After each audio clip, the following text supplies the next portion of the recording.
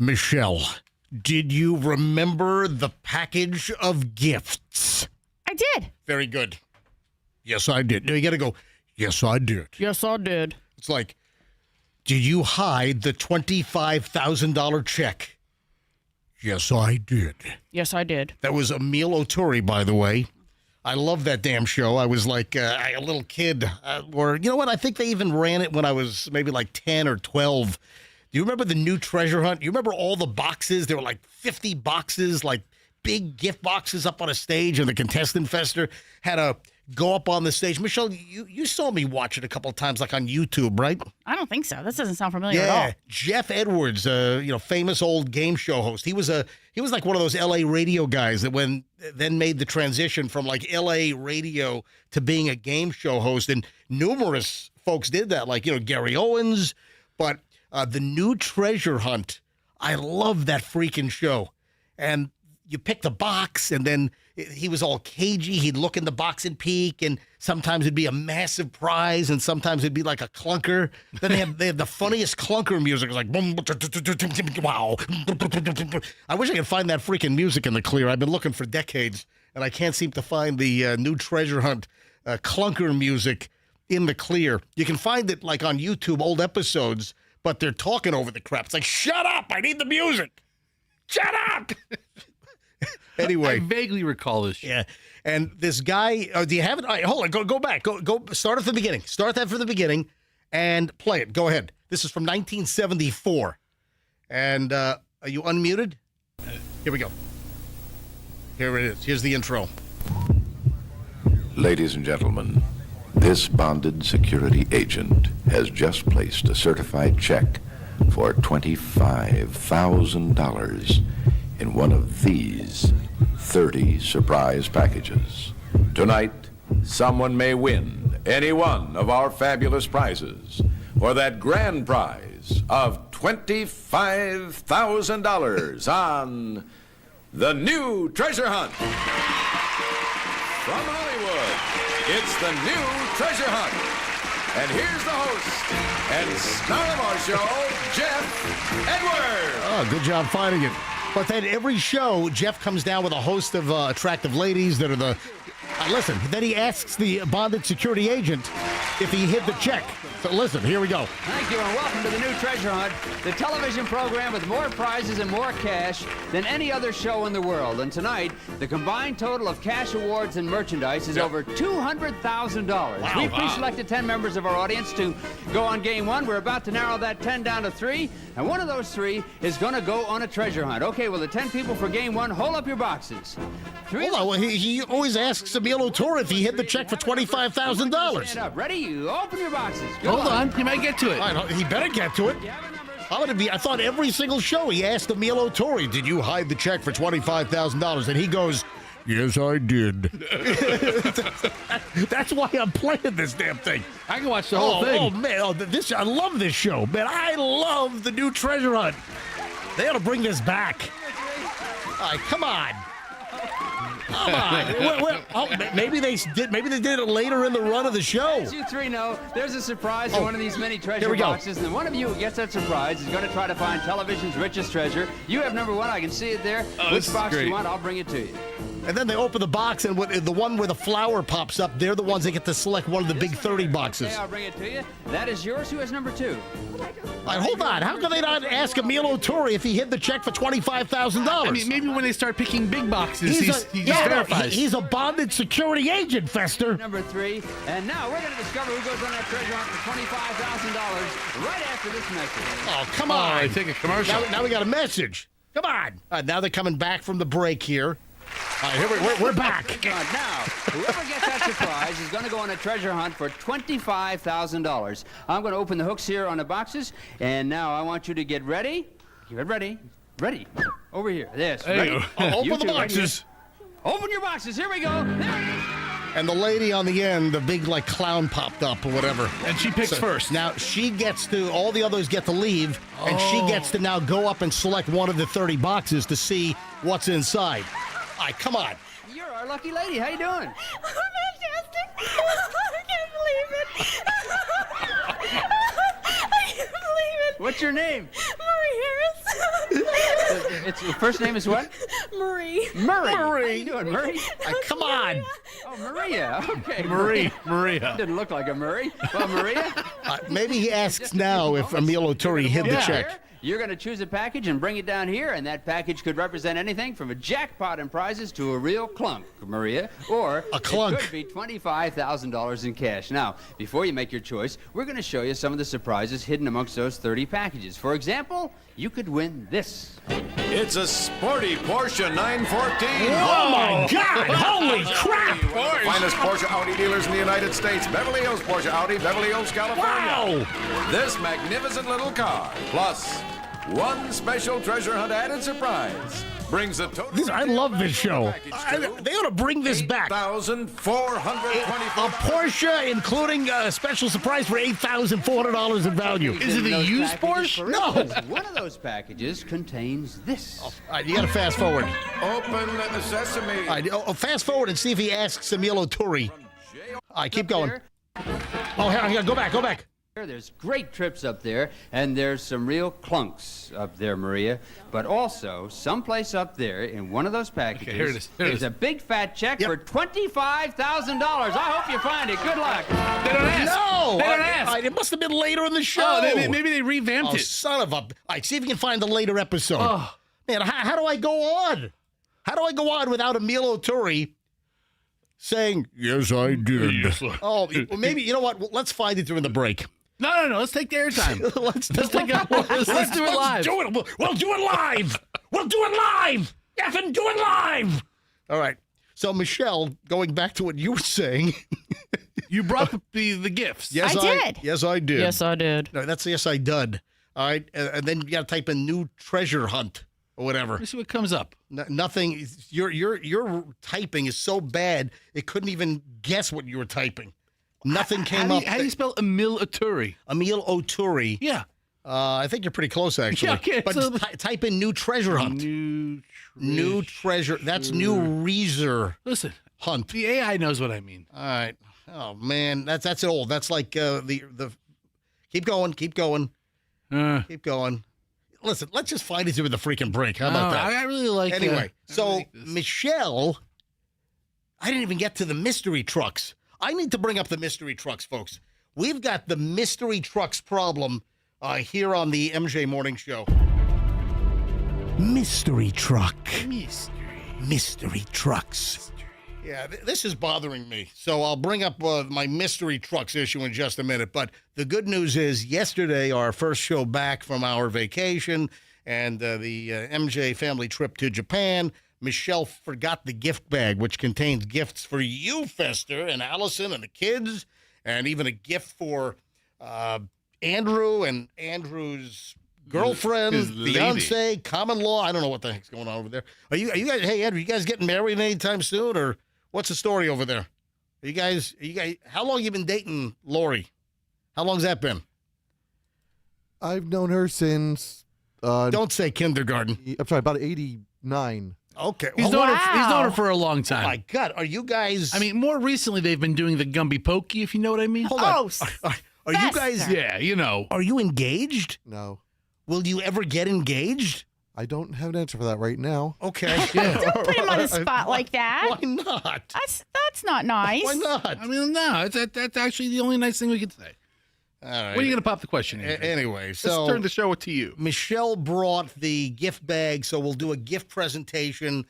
Gifts from Japan. Oh, we had a problem with you, Fester. Everybody's a problem Well, with me. we had a little issue with you, which we've got to discuss because we wanted to. Well, I'll explain a little later on.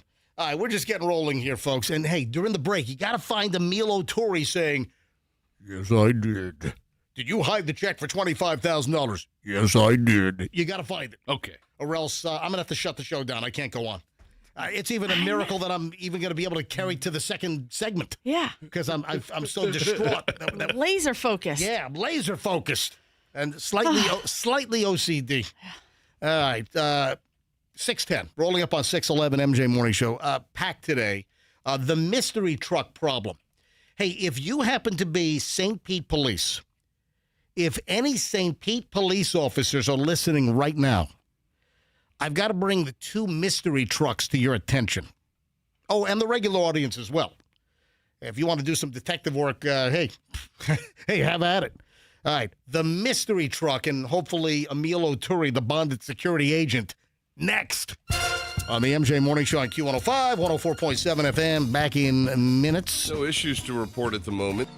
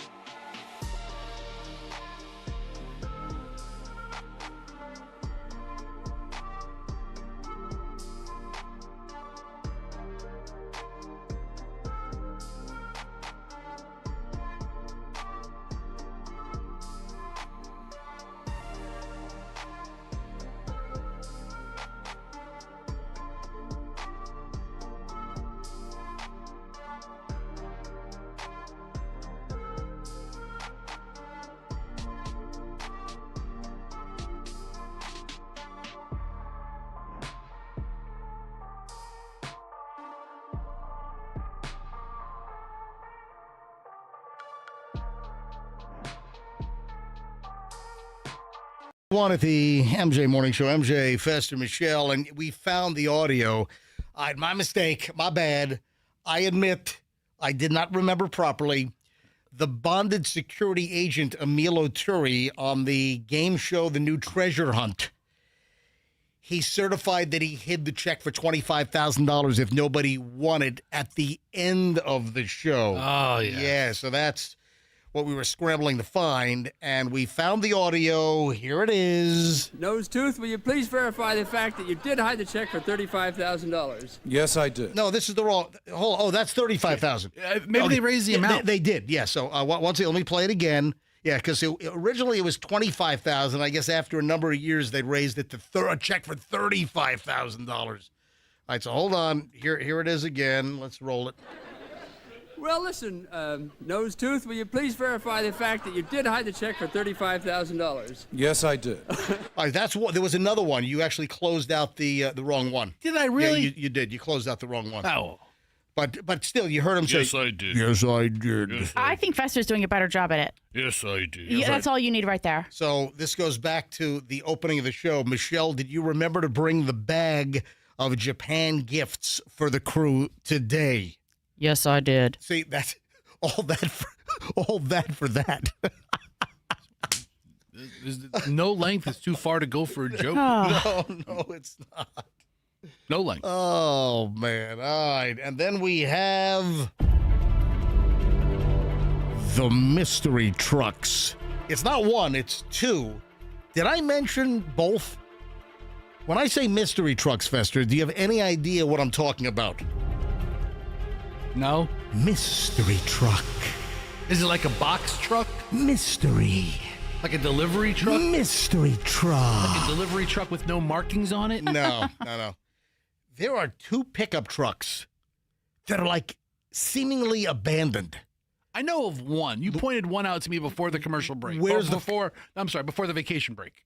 Yeah, that's quite a difference between before the commercial break and before the vacation break. A month ago, you're like, have you noticed it's about 2.5 weeks. Have you noticed this truck in the parking lot? Yeah. And I didn't. All right, so mystery truck number one is the truck that's in our parking lot, and it's like a gray. Is it like a Silverado? It might be a Chevy. There's a gray pickup truck. So if St. Pete police are listening, you got to come by and run the tag and see if it's some stolen dump truck. This is a gray pickup truck, and it has been abandoned in our parking lot on the side here for, I would say, 2 months. Yeah, a while. 3 months. It's just sitting there.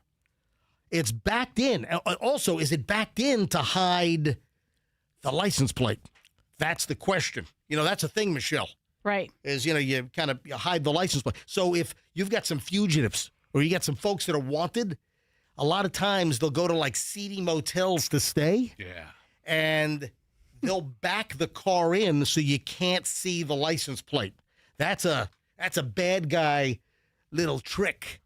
Is you're hanging out at like some, dirtbag motel on 301 near the fairgrounds, right?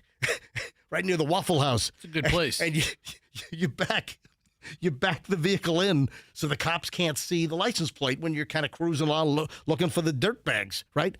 So that's the thing. So number one, we've got a pickup truck in our parking lot. I'm telling you, it's been sitting there for months, has not moved, and it's backed in. Any St. Pete police want to come by and check out the pickup truck abandoned in our parking lot. So if any St. Pete cops are listening right now, you know where the Beasley Complex is. We're in the old Koger, what is it, the Bayport Center, I think is what we are now. We've got a ton of St. Pete cops know where we are. A lot of them hang out in the parking lot and do, paperwork. They don't run plates of backed-in trucks, that's for sure. Well, they need to come by and run that plate and see what's going on. All right, so St. Pete Police, that's number one. Number two, this is also St. Pete Police. Have you noticed when we get off the Howard Franklin Bridge, right where the new, trail terminates, that little, dirt parking lot? It's right where the mangroves are. Yeah. There is a black pickup truck that has been, again, backed in. It's been sitting there for months. It's at least a month and a half, maybe 2 months that I've noticed it. So right when you get, so if any St. Pete police listening, head up to 4th Street And just before you get on to 275 North, take the last turn in, and it's right where the jogging and bike trail now dumps out along the Howard Franklin. Right there, there is a black pickup truck, and now they've got like construction equipment around and like Bob's barricades, cones and barrels and crap. And Bob's just working around him. So Bob don't care. There's a black pickup truck. It has been sitting there, and it doesn't have stickers on it. You know when you see an abandoned vehicle on the road, you'll see like the notice to like the tow companies to come take this away, or like a warning to whoever owns the truck. You gotta pick it up by a certain time, or it's gonna be towed. There's nothing. So an abandoned black pickup truck sitting right as you get off the Howard Franklin Bridge at 4th Street, heading south, right at the termination of the new jogging and bike trail. Been sitting there, I'm telling you, for a couple of months. What is going on? So what comes to mind? Abandoned pickup truck. Stolen? Or what else? Something more morbid. Something more morose. The driver's dead inside the cab? No, I mean, what if they, went into the bay and never came back or something? Ooh. Yeah. Ooh, yeah. Ooh. Ew. Yeah, but I think Fester's idea is more morbid, where you find the body in the truck. Yeah, I don't think that's the case.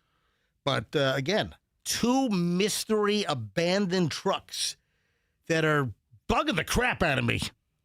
Frankly, bugging the living crap out of me. Why don't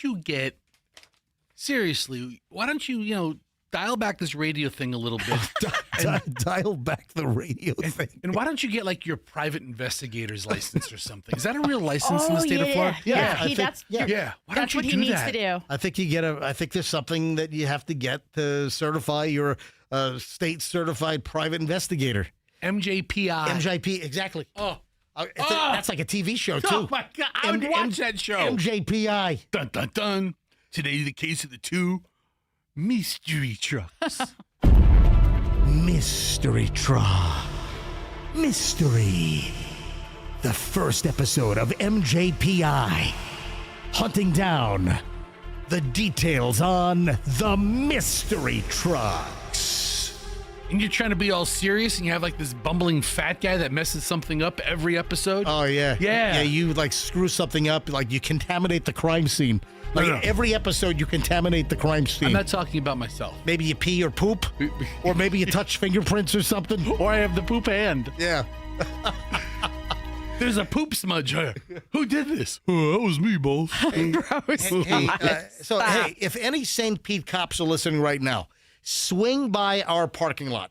Swing by the very north end of 4th Street on the left side, which would be the west side, I guess, and check out that abandoned black pickup truck. How does it sit there for months and no one's done a thing about it? I don't understand it. That's what I don't understand, because you said, it's been sitting there for a whole month, and I said, we've been gone for 2 weeks. How do you know? And you said, no, it's been sitting there since before we left. Yeah, it's been well before we left. Right. So it's been a long time for the 2 mystery trucks. All right, speaking of autos, I love this. What's a great way to diagnose a problem with a car? What kind of problem? Let me read the actual story here, because this is funny. What do you do when you've got a malfunctioning part that won't quite cooperate? If the answer is smack it with a hammer, then congratulations. You might be qualified for a job in Toyota's warranty department. I love this. Because that's the sophisticated solution the company's engineers have come up with to test Toyota and Lexus trucks for potentially catastrophic engine defects that prompted a massive ongoing recall campaign covering more than 250,000 trucks and SUVs. First of all, Toyota and Lexus make a fine vehicle. They make, reliability. They make great vehicles. I would easily own a Toyota or a Lexus. There are numerous that I think are good-looking vehicles. So the answer is, hit it with a hammer. In this case, a plastic hammer built specifically for the purpose of creating a vibration that can be measured in a controlled environment. Pickup truck plus SUV talk shared a fairly detailed breakdown of the procedure over the weekend. essentially by measuring the vibrations that move through the engine when struck with the specialized tool. All right, so now that you say it like that, it sounds pretty sophisticated. That's what I'm saying. But beat it with a hammer, smash it with a hook. But when you think about this, is like something Fester would do at Fester Automotive. That's the only. Man, this thing's not working. Let me just beat it with a hammer. That's the only way I know to fix an engine. Exactly. Take a hammer to it. Take a sledgehammer to it. So they came up with like this plastic hammer that I guess it hits at the right harmonic and causes the right vibration to be able to tell if these Lexus and Toyota engines for the trucks and SUVs, if they're going to potentially have a problem or they have the defect. So they measure the vibrations that move through the engine. Toyota can determine the health of critical components without having to tear the engine down for a costly, time-consuming physical examination. Wow.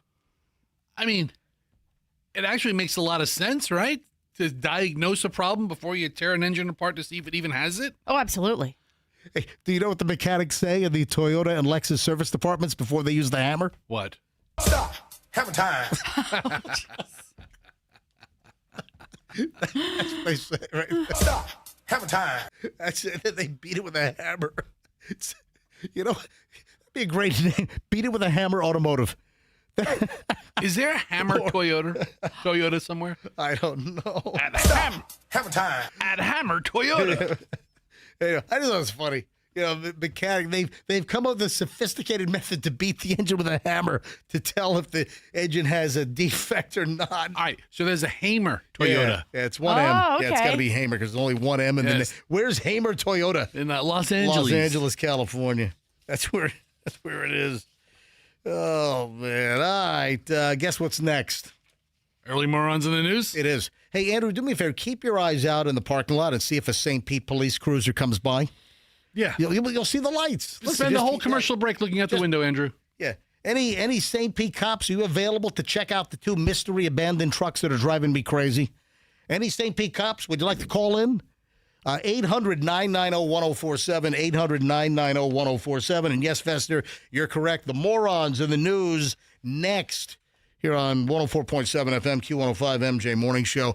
Everybody, listen to me now. Everybody needs a good dentist.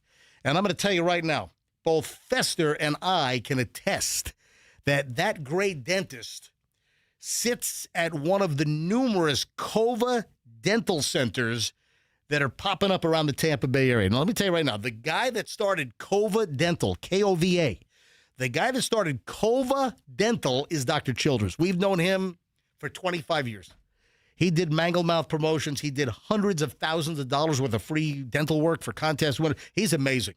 And he's put together an amazing team of unbelievably qualified dentists in these new Kova Dental centers. I've had work done by Dr. Childers at Kova. Fester has, Fester's wife has. Folks, if you need a dentist, I'm telling you right now, you need a new dentist, family dentist, emergency appointments available. It's kovadental.com. That's Kova, K-O-V-A. kovadental.com for a great dentist located in Bradenton, in Carrollwood in Tampa, in Plant City, and coming soon to Newport Richey and St. Pete.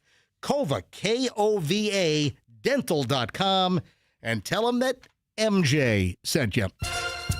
Traffic's on. Let's grab Shriner with the latest, and then we got the morons in the news next, early edition in minutes. So far, we're just dealing with the usual.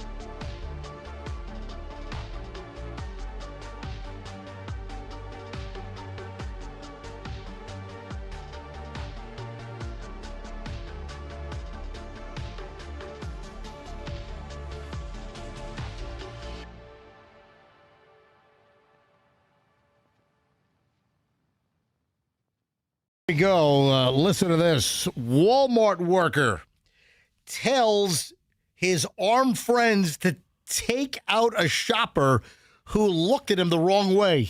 You got to be careful how you look at people at the Walmart, man. Where do you think this happened? In Wildwood? Florida? Yeah. I was going to say 275 and Dale Mabry. Yeah. Oh, my God. Yeah. It happened down in the Miami-Dade area. So, but still, it's a Florida story. Hey, this shopper looked at me wrong. Looked at me sideways. Hey, my armed friends, take him out. What the? A Florida Walmart worker told his armed friends to come to the store and take out a shopper that glared at him the wrong way, which led to gunshots and bullets flying near the checkout area. Oh, so the friends did it. Yes. Oh, these are good friends. Wow. What the hell? My God, the customer didn't make it. Oh, no. Yes, the customer was dead. An elderly man, another shopper, was also shot. So this is unbelievable. The family of the slain shopper, Nathaniel Baez, 23, is now suing Walmart. This is the fresh part. and its worker, Roberto Acevedo, for the 2023 shooting attack. Now, we were on the air in 2023 here. We've been back with the MJ Morning Show round 2 since October 5th of 2020. I don't recall this. We're coming up on 6 years. How did we not remember this story? Did we not do this? I don't know that we saw this. I don't remember talking about this. Can you imagine this? You're a Walmart worker. You got the nice blue smock on. Yeah. And some customer you think looks at you sideways. You call up your friends. Hey, come on down here. I need to take care of a customer. What the hell? That's terrible. It is terrible. So the family of the guy that was killed is suing Walmart. 2023 shooting attack. A recent filing by his lawyer, Todd Michaels, describes how Acevedo called his friends to the store to confront and fight Baez after a confrontation between the two men left Acevedo thinking that he was going to get jumped by Baez. That's, I guess, his defense. Acevedo, who was 20 at the time, was allegedly working as a digital shopper on the floor of the Florida City Superstore. Florida City? Isn't that, is that Collier or is that Miami-Dade? Florida City, what county? Scroll up. Near Homestead? Oh, yeah, it is. It's near, so yeah, it's Miami-Dade. Wow. That's nuts. So, first of all, what the hell is a digital shopper? Like, it's a digital shopper is an employee who receives online orders and walks around the store with a cart pulling items off the shelf. Oh, we've seen those. Yeah. Oh, yeah, but I didn't know that was what they were called. They're called digital shoppers. I've Sure. seen them. They've got, like, they're wheeling around a cart with, like, the blue plastic baskets or something. And they right? fill a bunch of orders at one time, knowing what aisle to walk down. Yeah, are those the people that then, like, wait out in, like, spot number 12? And you call the number when you're in the When parking you lot? arrive and they then bring it out to you? They bring it out, yeah. That makes sense. I don't think it makes sense. Get off your lazy ass and get into the damn store and get some steps in. Okay. Yeah, of course, Fester thinks it's a good idea just to sit there. I don't understand Work you. on your hemorrhoids, Yeah, right? I don't understand you. You're so Well, what don't you so weird. understand? Listen, these It's- companies have these huge convenience packages that they offer. What if it's raining Yeah. and you didn't bring your raincoat? What are you, Team Fester now, Michelle? No, I'm just saying, what if? Okay, whatever, dude. All right, anyway, on July 19th, 2023, Nathaniel Baez, a few friends, and a small child had come to Walmart to shop. While they were shopping, they encountered Roberto Acevedo, who was in uniform on the clock and performing his work as a digital shopper. This is according to the document. Part of his training was to position his large cart in such a way that it did not block the aisle or cause an obstruction to shoppers. He violated that training and left his cart in the middle of the aisle, causing customers to have to file around it. As Baez's group squeezed between the cart and a freezer, Acevedo claims that one of Nathaniel's friends glared at him and muttered something that included the F word under his breath. Oh, them fighting words there, Fester. If I got into a fight every time I muttered the F word under my breath, I'd be fighting all the time. According to the filing, Acevedo perceived this as a threat and believed that the Baez group, including the 8-year-old? Yes. What? A really tough-looking 8-year-old. How old was the kid? I mentioned a little while ago. Do you remember how old the Nathaniel Baez? I can't find it. It was something. There was like a kid was with the party, right? Oh no, just a small child. It didn't. Maybe younger than 8. It could have been younger than 8. Just said small child. Is that nuts? So he got in touch with his pals and told them to come on down and fight Baez. Come on down to the store and take out a shopper. He couldn't do it himself because he was on the clock. Oh, my God. He got it in his head that these people were going to jump him. Instead of doing the one thing that he was required to do, which was call your manager, he decided to call his armed friends to find out what this guy said and why he looked at him. This is this Todd Michaels guy telling a local ABC affiliate in Miami, WPLG. Instead of notifying management, Acevedo went to the back, got his phone, called his sister, letting her know that he felt that he was in danger. According to a recent court filing, this is this guy's defense. Guy's dead and another old guy is shot. 2 shoppers.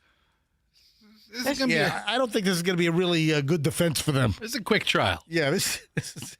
You may want to take the plea. Yeah, put me on this jury. Holy, is that not nuts? That's terrible. That's freaking nuts is what it is. I will say those digital shoppers do a pretty good job of keeping that big old cart to one side.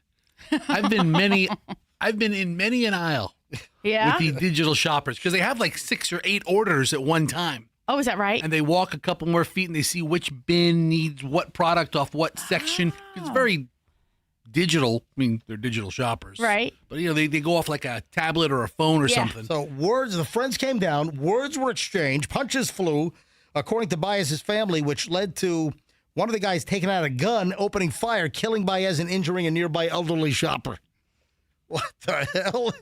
Is this crazy? Did you sue Walmart? Did they settle? Yeah, the no. They're suing Walmart and they're suing this Acevedo guy. Yeah, he has worker. charges to answer. Yeah, to. so Acevedo charged with battery, allegedly had a violent and checkered past before Walmart hired him. So they're going after, the fact, hey, Walmart should have never hired this guy.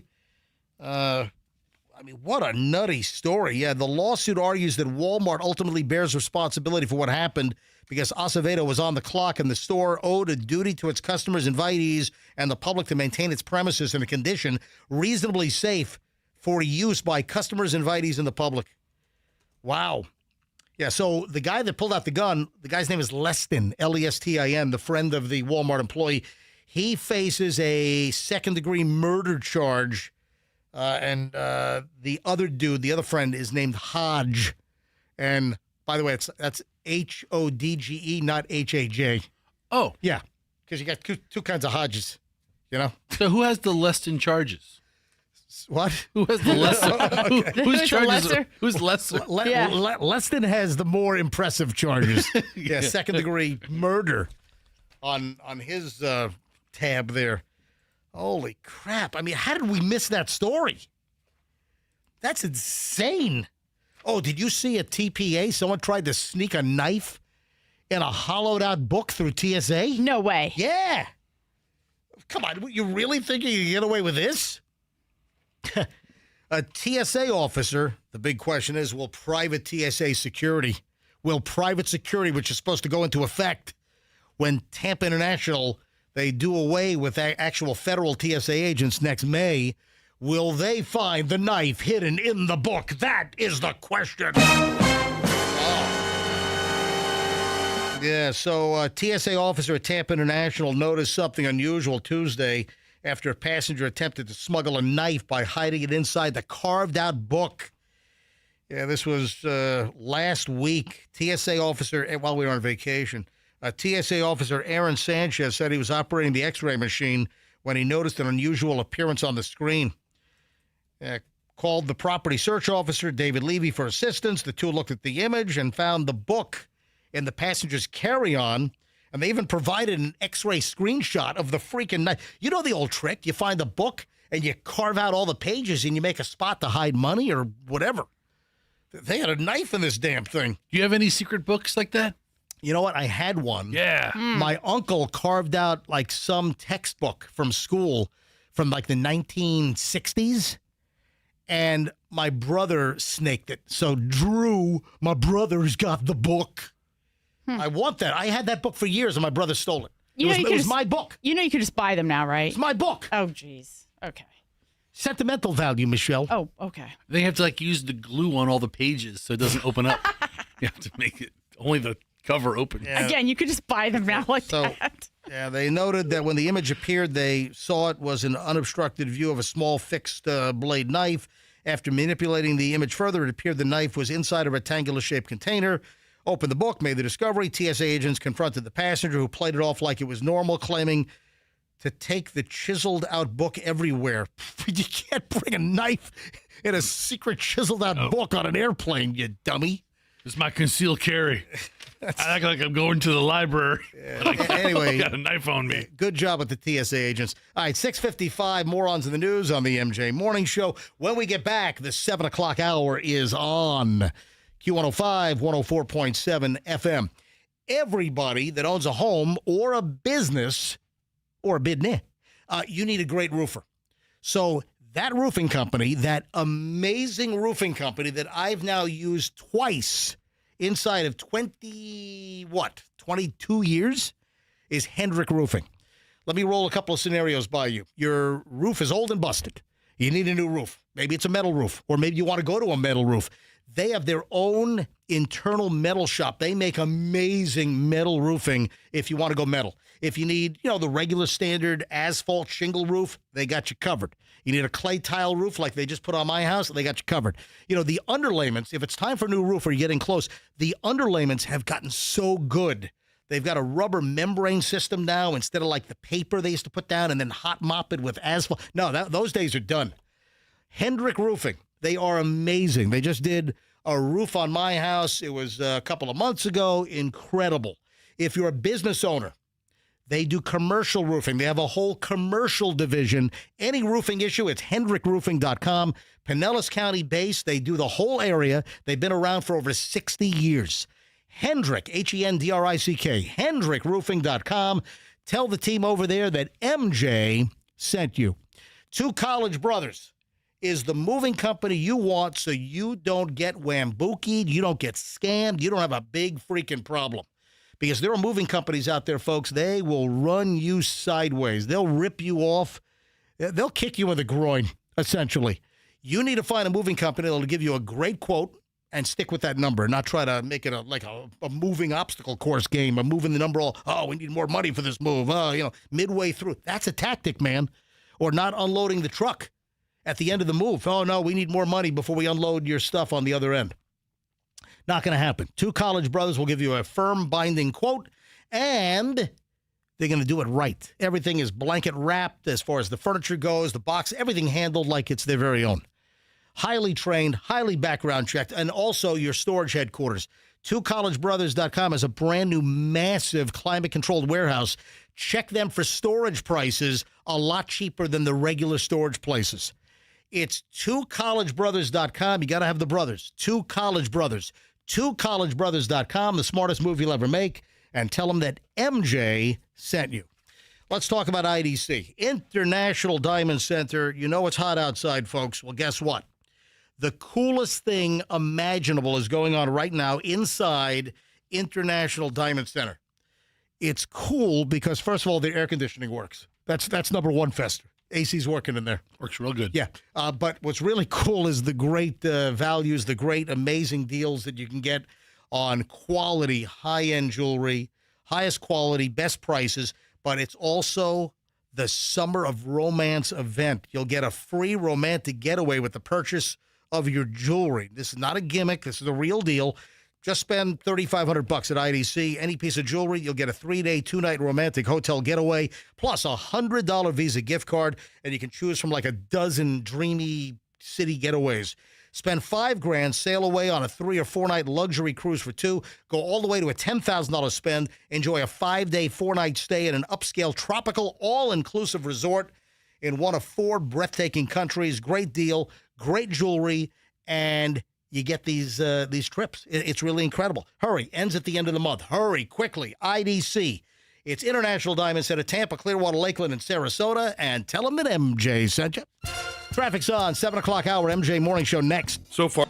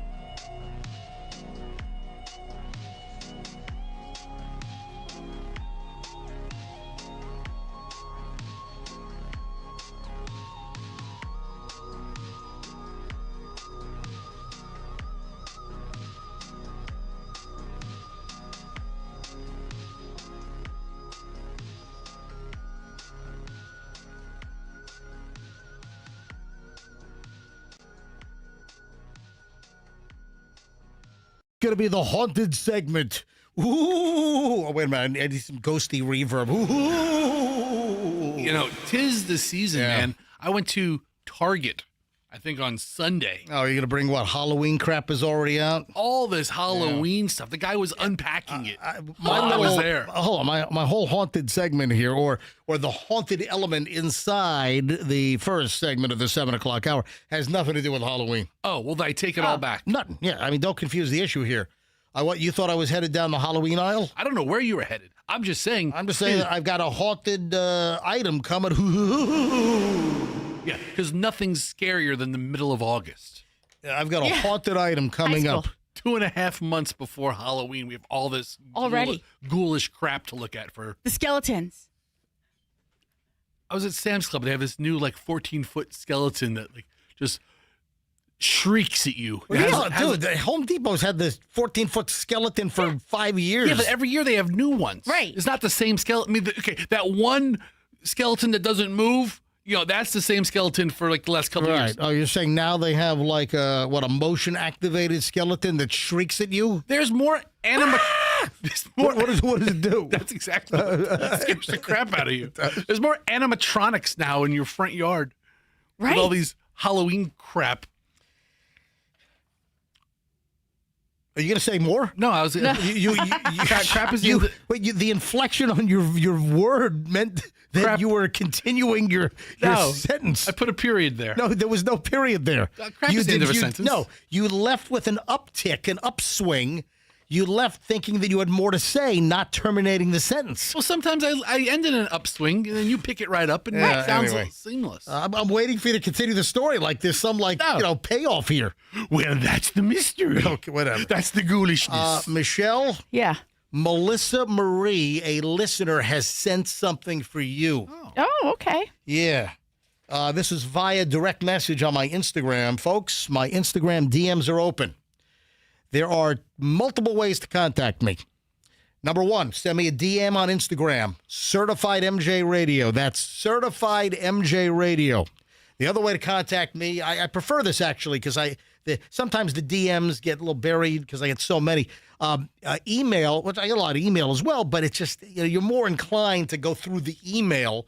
So if you need to get a hold of me, MJ@MJMorningShow.com. That's MJ@MJMorningShow.com, my private personal email. I'm the only one that sees it. And then also you can DM me on Instagram @Certified MJ Radio. So Melissa Marie sent something for you, Michelle. What is that? First of all, it was an image of a food product. And she captioned the image with "perfect for you and Michelle." And it's really more you because you're the Kraft macaroni and cheese fanatic. Ooh, okay. What is it? Apparently, there's a new cacio e pepe. Okay. Kraft macaroni and cheese. Oh, I'll try it. That sounds good. I'm guessing it's going to be a giant letdown since I'm seeking out, blocks of Sardinian, pecorino romano. So's Kraft. They're all over the place. Yes. Kraft knows cheese sources. Oh, right. Yeah. I'm sure there's a lot of real cheese in that cacio e pepe powder. They got some dude back there just making it all, the ratio proper. Guess right? what? Like the cheese and the... There's probably 19 carcinogens in that stuff. Maybe. That might make it taste better. Anyway, Melissa Marie, thank you. Thank you for alerting us. Where do I get this? I don't know if I don't know if it's on the shelves yet. Well, she took a picture of it. Okay. So it must be on the shelves. I guess Kraft macaroni. Bring this up. I'm looking at Walmart has it. Target has it. Well, it's out there. Here's the deal. I guess Kraft is putting out the restaurant editions. So, the restaurant editions of Kraft macaroni and cheese. So I guess it's available. Kraft offers. This is the AI overview on the Googles. Kraft offers a Romano Cacio e Pepe flavor as part of its restaurant edition mac and cheese lineup. Sold in a 9.5-ounce box for around $3.49. What? It features ridged pipette pasta, real Romano cheese, and cracked black pepper. All right, so they're using real. They don't say pecorino. They're saying Romano. Now a pecorino Romano or a Sardinian pecorino, those are the cheeses you want to make a great cacio e pepe. Or I'll tell you what really is a great go-to. Gouda. No. Oh, God. Bite your wiener. Oh, stop it. If I could, I What are you would. talking about? A Gouda. No, Locatelli. Oh, Locatelli. So yes. Locatelli Yes. is great for cacio. If I can't find a block of great sheep's milk, sheep raised on the island of Sardinia and then turned into, pecorino and aged properly. If I can't, You know what? I'll tell you what. The Locatelli, that stuff. Locatelli is phenomenal for cacio e pepe. Yes, Michelle. I'll take it if this doesn't make the same mess that you make in the kitchen. Like I do this not- is going to be really good because you know what? You always leave that pot pan thing just loaded with that cheese, and once it like hardens on there, Well, it's such a pain to clean it up. out. You need to clean it out quicker. No, you need to clean it out quicker. No, you need to clean it out. I do the cooking. You do the cleaning. I think it's a fair trade-off. Yes. You love my cacio e pepe. I mean, you love that sheep's milk. I love it if I don't have to clean up the mess. Cheese. Oh, And- yes, I do. You love that sheep's milk cheese. Mm. It is very tasty. Yes. Buster. No, it is. No, you want sheep's milk in I went in to a sheep. pecorino. I went to a sheep farm one time. Oh yeah. And And you got hoof and mouth disease. I had the option of milking one of the sheep. And did you? After 15 minutes, it turns out it was a ram. How long have you been waiting to use that joke? I mean, I don't have a whole storage locker of sheep jokes, but I've been waiting for the last, I don't know, minute and a half. As soon as you said sheep's milk the first time. And I got a letter. I got an actual snail mail letter from. Oh, it's from Phil.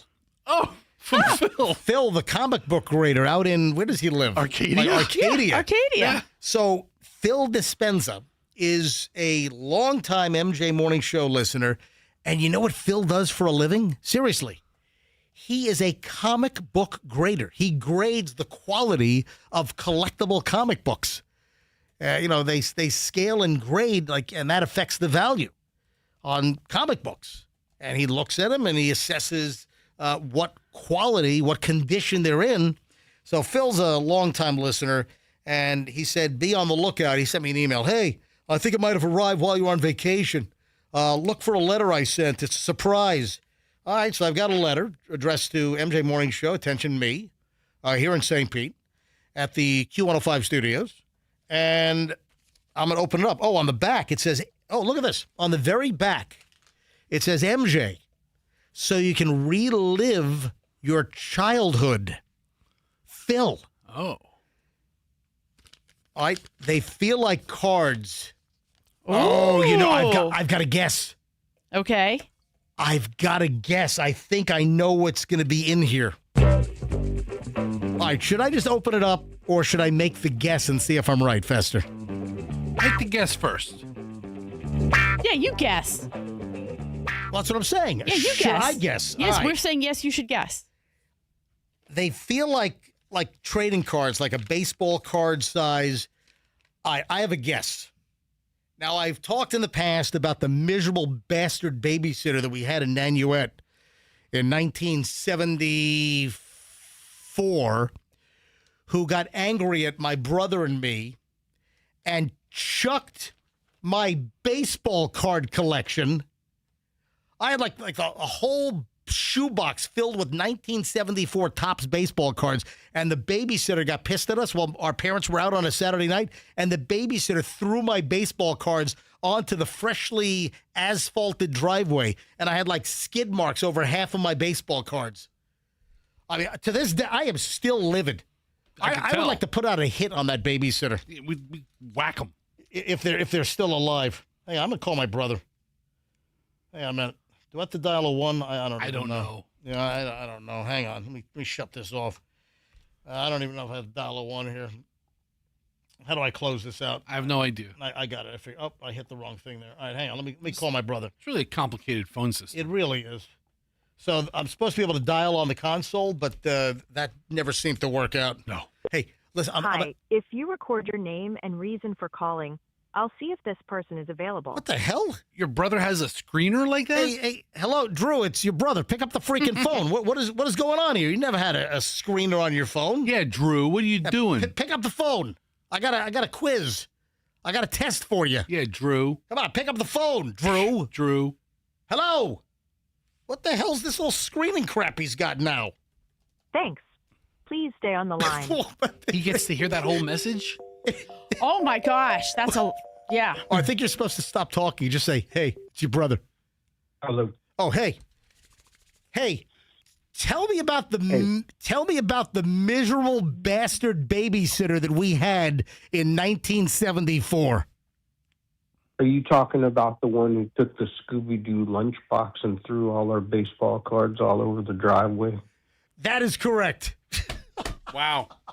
You remember it like it was yesterday. I still have those baseball cards that have asphalt smears all over them. I told you. Wait a minute. You hold on. I also called you out a few minutes ago. How did you end up? We just had a story, Drew. The TSA at Tampa International Airport, they just found a knife last week that was hidden in a hollowed out book. How did you end up with the hollowed out book that Uncle Jack Schnitt, by the way, we know Jack Schnitt, he's our uncle. How did you end up with my hollowed out book? I'm not sure. Yeah, can You know what it was called? I forgot the name of the book. Can I have my book back? It's called Highlights. Oh, Highlights. Can I have that back, please? Oh, highlights. No, I use it. And how'd you end up with my baseball card collection? You know, some things are just all mine. Hey, how many of our 1974 Topps baseball cards are ruined with asphalt skid marks? How many of them? Oh, hundreds. I mean, I'm so pissed. To this day, what did we do? Why did the babysitter chuck our baseball cards? I think they were mine, by the way. Why did the babysitter chuck the baseball cards onto the driveway? I don't remember. Yeah, I can't remember. I just remember the event. I don't know what happened to lead her to lose her mind. Oh, that pisses me off to this day. Because, you know, those cards. You know what? We should have, as like 8-inch kids, we could have teamed up and beaten her up. We should have stabbed her. Yeah. You're right. You should have. We should have done it. I mean, you'd been long freed by now. Hey, I got to run. I'll talk to you soon. Bye-bye. Ciao.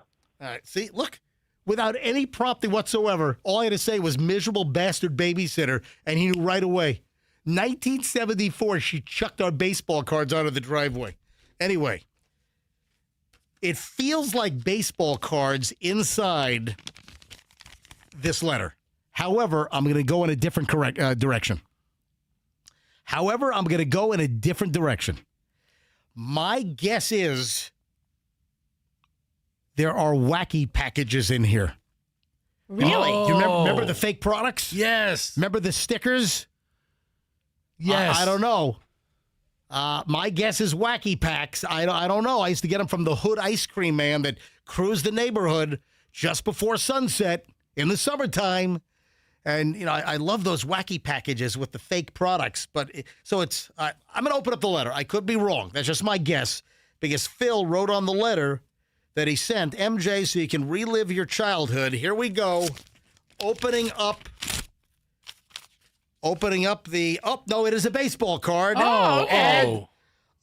I had this card. Oh. It's it's a baseball card. Who is it? It's Raleigh Fingers. Oh, Raleigh Fingers. So recently, maybe before break, I mentioned that I had the 1974 Topps baseball card of Raleigh Fingers with his big handlebar mustache when he played for the Oakland A's. Yeah, man. And is that Phil on the line? Oh, I got to grab it. Hey, Phil. I'm about to go on. Phil. Hey, MJ. Yeah, you're about to go on. Who you talking to? I was talking to one of the guys at work. All right. So, wow, this is great. It's an Oakland A's Raleigh Fingers baseball card. And is it 1974? That's the exact one you were talking about. I just happen to have one extra one. It's not in the best condition, but I figured let me help you bring back some memories. Oh, this is fantastic. I'm going to hold it up to MJ TV right now. So if you're watching MJ TV, this is the baseball card. Man, I love this card. And I don't know if this is the card that's in the collection that's all smeared with driveway asphalt. But but was this Topps 74? Am I right? Yes, that's Topps 1974. Yeah. Number 212, Raleigh Fingers, Oakland A's. Hey, Phil, this is special.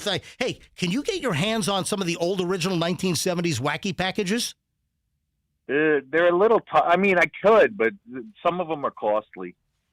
Oh, so there's a big a collectible market on those? Oh, yeah, there's collectible market on everything. We grade, I think I told you, we grade trading cards, too. Oh, I mean, I do comic books, but we have a division for trading cards. Yeah, man, that's a cool job you have. Hey, Phil, it's very thoughtful of you. Thank you for sending me the Raleigh Fingers card. You're welcome. This is awesome. Now, just send me the rest of the 74 set, would you, please? I'm still building mine. I need about 20 cards to finish it. Wow. Hey, I had the whole set. We have the whole set, but half are smeared with skid marks from the driveway with that stupid babysitter. I'd like to brain the. All right. Anyway, Phil, thank you, buddy. Very nice of you.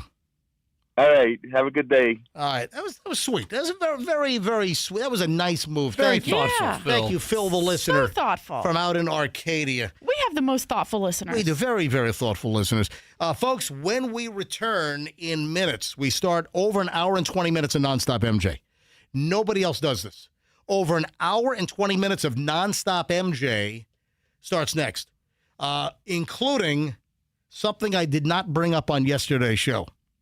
We had a Canadian security confiscation, and I am livid. Julian is livid. And I am so pissed at these dumb Canadians. Oh, Canadians. What happened? What was our security problem? What was our security confiscation problem? I called Delta because we got on Delta in Toronto to come home from Japan, and Delta's now throwing it onto the Canadian security when Canadian security said, oh, contact your airline. So I'm going to be in this endless little circular pissing match, you know? It's going to be a pain in my freaking neck. I wait to hear what happened. What the hell did they confiscate from us in Canada? From our checked luggage. See, another reason why I don't want to check damn luggage. And I'll tell you the story next. And a whole lot more. Because we do an hour and 20 minutes of nonstop MJ, and there's a lot coming up. Here on the MJ Morning Show on Q105, 104.7 FM. You need a new air conditioning system? I'll tell you right now, this is the time to do it. My friends at Air Rescue will offer you a $1,500 trade-in, even on some smoking piece of crap. If your air conditioner is like billowing smoke, it's like 2 steps away from the fire department showing up. You can trade in an old busted air conditioning system and get a $1,500 credit toward a brand new air conditioning system from Air Rescue. Let me tell you right now, they're the best. They are fantastic. We have now had 3 new Daikin systems installed in my house in the past 10 months. And 2 new units in my house in the last month and a half, 2 months. And we've got 2 more to go once those die, and then my whole house will be Daikin from Air Rescue, formerly Plan B Air Conditioning. So they just changed the name to the other company they owned. Air Rescue has been around for over about 70 years. So if you need a new system right now, $1,500 off. If you need a service call, if you need your air conditioning fixed, if ever it breaks, you call Air Rescue. airrescue.com. You mentioned me, MJ, they'll give you 10% off. And right now, with any repair, they'll even waive the $89 diagnostic fee. It's airrescue.com. That's airrescue.com. And tell them that MJ sent you. Hey, my good friends over at Veterans Ford want you to know that now is the time to roll out with a new Ford. Man, there are some truck deals right now that are amazing. Fester, these deals are so good, you ought to buy another truck at Veterans Ford. I need 2 trucks. Yeah, you really should. Yes. Just do the gray one on Monday, Wednesday, Friday, and you maybe get a black one again, or you used to have a maroon one. What was the one you crashed into the tree at the YMCA on Himes? That was the black one. That was the black one. Yes. But you also had a maroon one. Had a maroon one. Yeah. A silver one. Anyway. Green one. So right now, there are discounts up to $11,000 on F-150s at Veterans Ford. Discounts up to $11,000. Holy crap. How about F-150s with 0% financing for 36 months or 2.9% financing for 84 months? And that includes all the juiced up Hennessy models.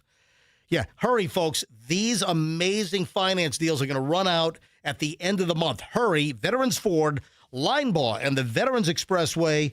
You walk in there, you tell them you want the MJ deal, and no other Ford dealer in town is going to beat the MJ deal. Veterans Ford, line ball on the Veterans Expressway, and tell them that MJ sent you.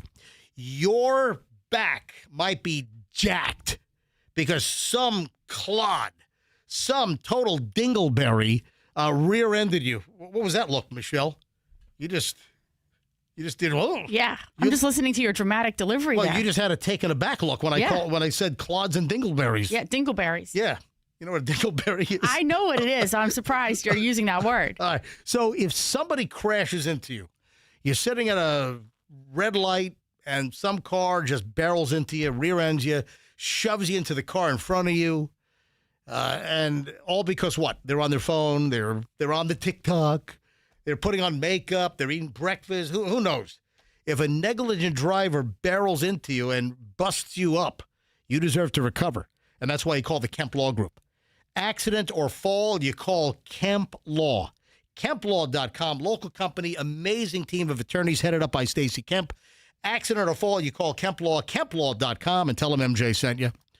Hour 20 minutes, nonstop MJ is next, including our run-in with Canadian security. Next. In Hillsborough, we have a disabled vehicle on Hillsborough.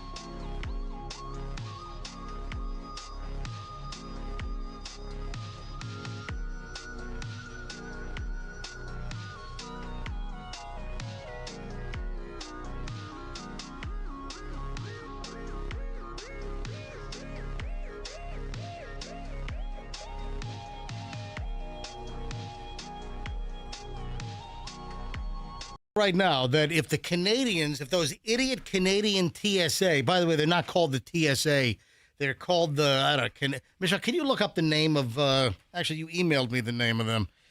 We got this huge card, but I left the card at home. I'm so pissed. They're just called Canadian assholes. Michelle! Oh, I'm sorry. I can't say that word? No, you can't say it. Okay. Are they called CATSA? Yes, CATSA, that yeah. one. Canadian Air Transport Security Authority? Yeah, administration. Canadian assholes. Yeah. Oh, no, For short. it is authority. Michelle, stop calling them assholes, all right? Yeah. Stop using that word. Well, Yeah. I mean, it's not a violation, I but... think you were using something worse last night in the house. Oh, yeah. Oh, my God. So the equivalent to the TSA in Canada is the Canadian Air Transport Security Authority. Thank you, Fester. And it's CATSA. And they're responsible for managing the security checkpoints. Do you know that we cleared customs twice in one country? Yeah. Do you know? So we get into Canada from Japan, and we've got to clear Canadian customs. And then in Canada, and they also do it, I think, in the Bahamas, that you can clear U.S. customs over on foreign soil. Yeah. So they've got like TSA or not TSA, but they've got customs. Like when you're in Toronto, there's this big head, USA, you're going, you have to, it's a whole side. Yeah. So in Toronto at the Pearson Airport at YYZ, at that airport, we came in on Air Canada from Tokyo, land in Toronto, and then we clear Canadian customs, and then you clear U.S. customs, and we got on our Delta flight from Toronto to Atlanta, and we just arrived in Atlanta as like regular domestic passengers and just moved on to our next gate for Tampa, the Tampa flight from Atlanta to Tampa. So listen to this. I am so ticked off. Oh, and by the way, Michelle did remember the bag of gifts, so we're going to do a little gift presentation coming up in just a bit. Oh, and I brought in my Japanese knives, Fester. I brought in my handmade Japanese chef knife, and I brought in the whole set. I'm only going to probably show like 2 of them on MJTV, but I got to do a demonstration for you, man. Okay. I got to do a demo. Is this the same demo the salesman did for you at the store? Oh, no. You would like these very much. Watch this. Oh. All right. So what did Canadian security at CATSA, what did they do? Oh, man, we're pissed. Those schmucks don't know the difference between a power strip and a battery bank. A power strip and a battery bank. Yeah. So Julian has this Anker. You've heard of Anker, Anker. They're like the biggest name in the lithium battery banks and other accessories and charging blocks. It's Anker. They've made like the biggest name for themselves. They're all over the place. Anker, Anker. Julian bought this here in the States. He bought it here at home. He bought the Anker 8-in-1. You can look this up. Don't do power strip. Just do Anker 8-in-1 power supply. It's right there. Okay. It's Anker 8-in-1. That's what I got to do. So it's the first thing. It's $129.99 on Amazon Prime. It's the Anker 8-in-1. And it has 2 regular AC plugs. And then it has like, accept the freaking cookies. I'm trying. I'm clicking. Click. Or accept the essential cookies only. I'm trying it. It's not clicking. Oh, geez. What, you break the computer No, again? the computer does what it wants. What is going on here? Why won't the freaking mouse work? The website's not loaded. This page is slowly... This sucks. Anyway, so this little block, it has 2 regular AC sockets on the top. And then on the front, it's got 4 USB-Cs.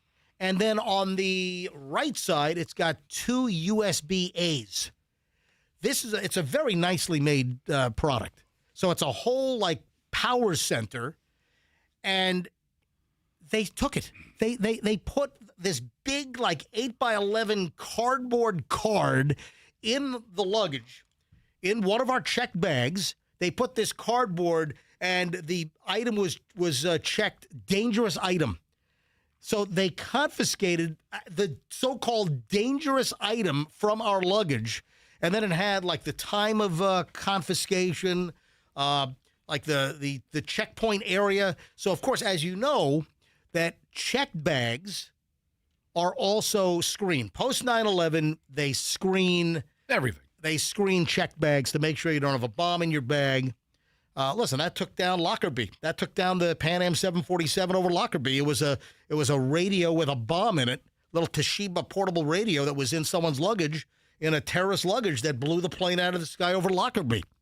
So the luggage gets scanned, and some Canadian schmuck face can't tell the difference between essentially a power strip and a lithium-ion battery. So you're not allowed to put a lithium-ion battery in your checked luggage. You can't do it.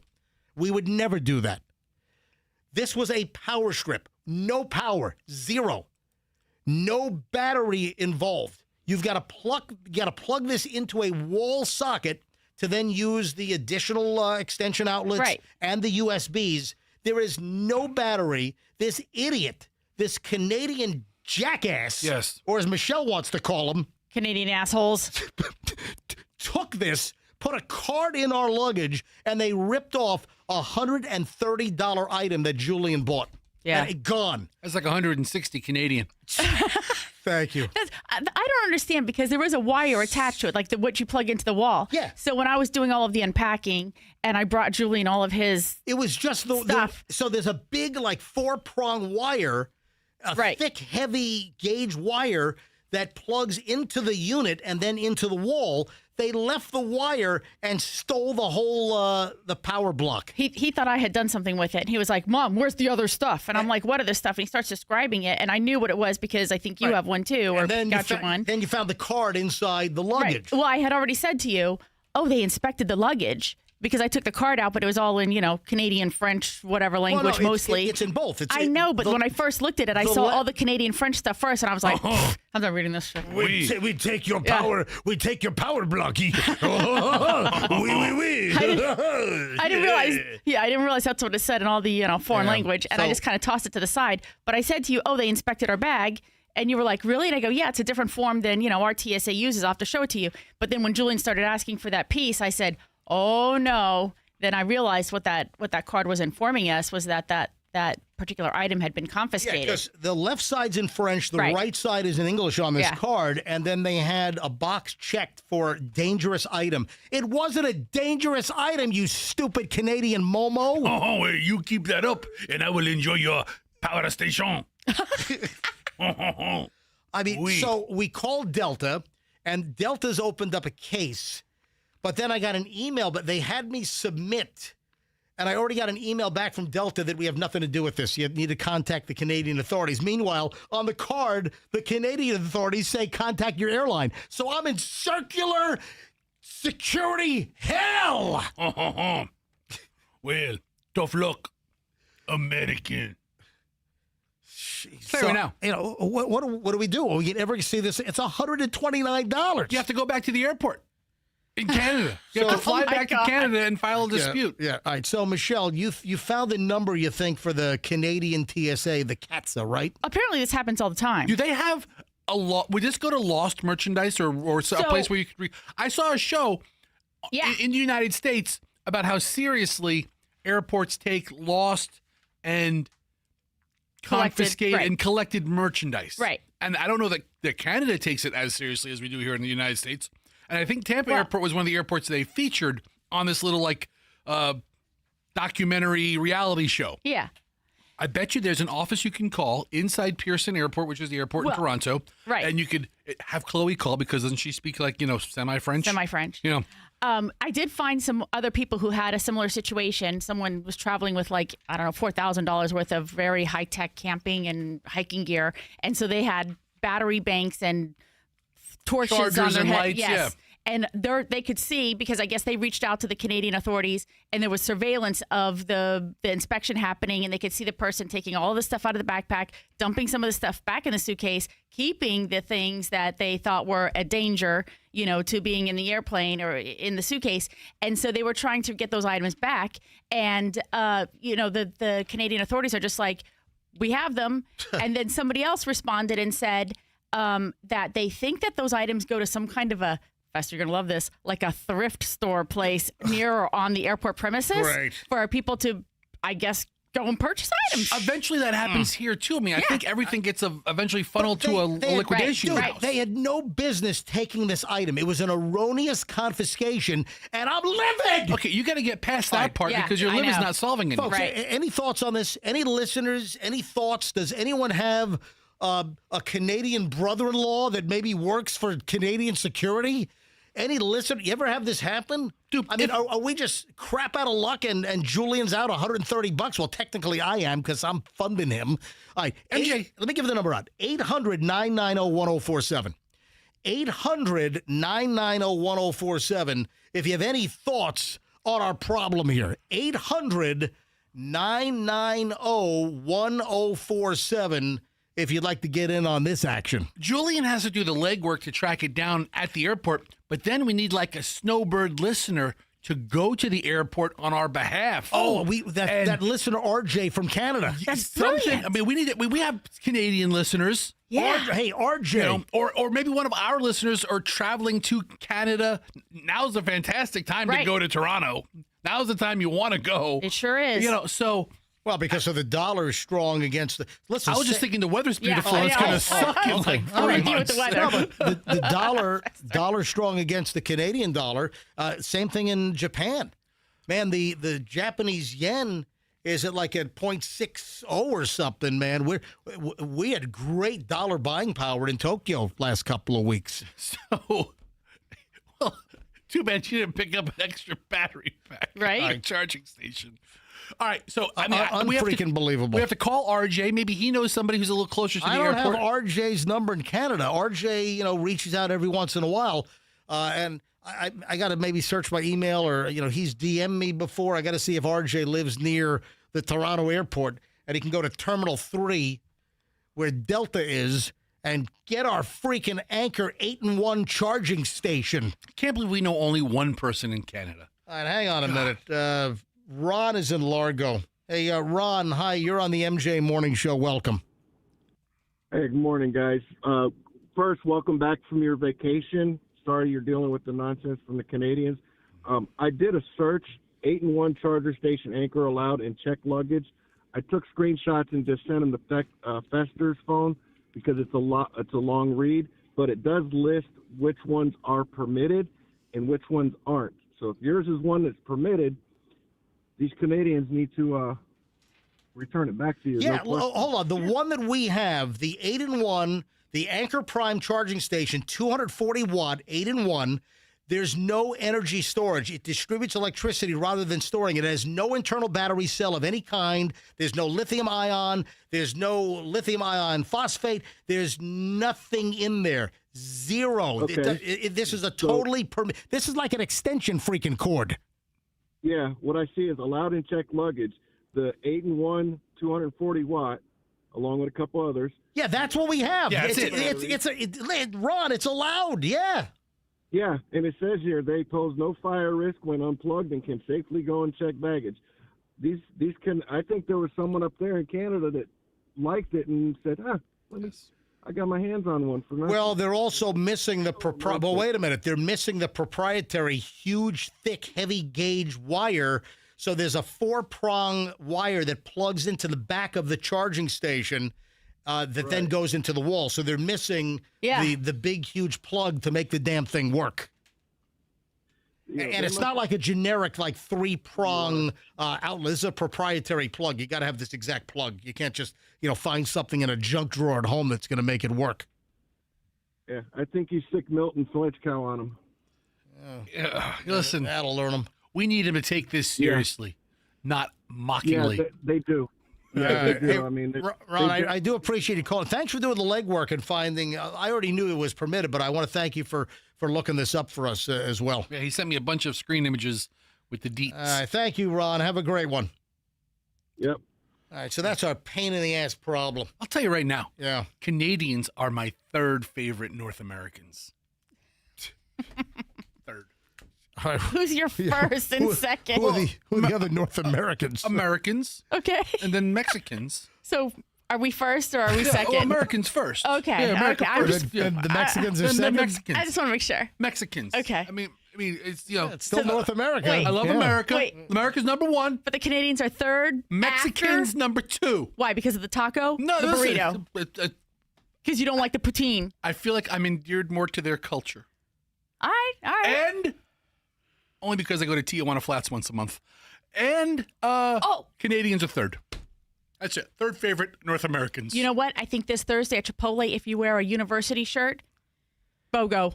Shut up. I swear. Let's go. I Where'd think you it's this hear Thursday. that? It popped up on my feed. I sent it to the kids. I gotta look that up. Thursday at Chipotle. I He's think talking so. about liking Mexicans before Canadians. Sorry, I didn't mean to. I didn't mean to do a bring up commercial here. I just. Chipotle? Sorry. I like Chipotle's good. I have not had Chipotle in 5 years. Let's put on like a University of Tampa shirt and let's go and get you 2 of them. Listen, I got to be honest. I'd rather go to like a good Mexican food truck, man. Oh, of course. Yeah, but you know what? Those munchkins of ours are going to be on the road, and the girlfriends and the boyfriends who are all on budgets. I sent it to them. I'm like, hey, 2 for 1. All right. Hey, am I right? That's real. Chipotle celebrates back to school season. All right. So Sorry. Thursday is School Spirit BOGO deal, right? Is Thursday? Well, no, this says Sunday. Oh, no, on Thursday. On Thursday, August 20th, guests wearing school apparel or accessories can receive a buy one, get one free entree from 3 p.m. to close. All right. Then there's a Sunday deal as well. All right. So Thursday, wear school apparel. So is it college or high school? Any school apparel? Or elementary school. What about some reform school where they send the bad kids? Yeah. Yeah. Yeah, like what about like a Shawshank reform school? Can you wear that shirt? Or like the special school where all like the slow kids go. That's what is wrong with you? I want that shirt. That is terrible. What? You're awful. They exist. I apologize. That's a real thing. I've got complaints inbound. What's wrong with you? I apologize to all the slow kids. Go get your free taco. Stop. Jeez. So Thursday, it's a BOGO. 3 p.m. to close. Buy one, get one. And then Sundays, August 23rd, August 30th, and September 6th. Guests who order 2 or more entrees after 3 p.m. on the Chipotle app can receive a free entree with That's a hassle. With the code Sundays. Yeah, I like to just wear the shirt, walk in, and get a BOGO. I just want to walk in, give me my 2 tacos. Yeah, that's the deal. We're going Thursday. All right. So anyway, I'm all pissed off. So I'm trying to get this $130 item back from the stupid Canadians. I mean, what does that say? You got a security guy in Canada. Yeah, that gives you a lot of confidence who can't tell the difference between a power strip and a freaking confiscatable lithium-ion battery in your luggage. What a schmuck. I've got a lot of confidence in Canadian security. Probably this dimwit will probably allow a C4 bomb on board soon. I will say they probably have it on video, right? I mean, the screeners are all under surveillance. It's not like they're doing it in private. I want this guy fired. I want him in the Canadian unemployment line. That's what I want. Nothing less than a firing. Back to the poutine factory for me. Yes, back to poutine or us. It's probably what he was doing 2 weeks ago. All right. Hey, Fester, I don't know if you want me to bring this up. So if you don't want me to bring this up, just shut it down. Okay. I'm giving you complete leverage. Shut it down. I will respect you. Ooh. If you want me to shut this down, I heard you and Michelle discussing something yesterday during the break. You know, first of all, it was rare that you were sitting here during a commercial break and not wandering the whole building and coming back 30 seconds late. Have you noticed how much more time I'm spending in the studio with this luxurious couch? Yeah. Hey, thank you again to Lisa Moore Decorations on West Columbus. So nice. Yeah. This new couch that was donated by Lisa Moore Decorations, great furniture decoration place on West Columbus Drive in Tampa. The new couch is keeping Fester in the studio more during the commercial breaks because he's lounging on it during every freaking commercial break. It is so comfortable. All right, anyway, so Fester. Yes. If you don't want me to talk about this, I heard you and Michelle discussing something. I got bits and pieces. I'm going to roll out just a little a prompt. Okay. And you'll know exactly what I'm talking about. So you guys were having a discussion. I did not follow up with Michelle after the show. I just kind of jotted this down yesterday, and I just saw my note to remind me. And if you don't want to talk about this, I respect it. Okay. I'm not going to give you a hassle like, oh, come on, man, you're ruining the show. I'm not going to do that. So you and Michelle, do you know where this is going? I don't. You don't. You were talking about something, and it's also your kids are out of the car. Your kids are already at school now. Yes. So I don't know if it was kid sensitive, but you brought up something. You guys were talking about Hadley, your daughter that's now in what, 9th grade? Yes. Is it 9th grade or 8th grade? She's a freshman in high school. So 9th grade. Yes. All right. So you brought up something about electives. You were having a conversation about a Hadley elective, and was it the right elective, the wrong elective, or what? First of all, do you want to talk about this? Sure. Okay. All right. So what was this conversation? Because you guys were intensely talking about, did she pick a wrong elective that she's like locked into now, or is it, what's the deal? Okay, so there's two things. They gave her an elective list. Sure. Right, of classes to take. And then she went to away camp. And I had to get this elective list in. Oh, no. So I asked her, hey, tell me a couple of electives that you would want to take. And she said, I want to take art, and I want to take, like the music program, and I want to take, and she gave me like 3 of them. But they gave you like 7 options, right? So I'm looking, I'm like, well, I'm going to fill out all 7. And she got the music program that she wanted. Okay. And I think she got another elective that she wanted. She wanted like musical theater and then like an instrument that she wanted. And then, but I put like introduction to entrepreneurship, right? Because it was an elective, right? And I put it as my last option, and they gave it to her. Oh, so they ignored like the art class and so she's in this principles of entrepreneurship, which I think would be it's great. Hold on, listen, it sounds good. I told her this is the most valuable class you're going to take. Hang on, you know what it sounds like? What? It sounds like there were so few enrollees. That's what I said. It was the last selection, but it was a selection.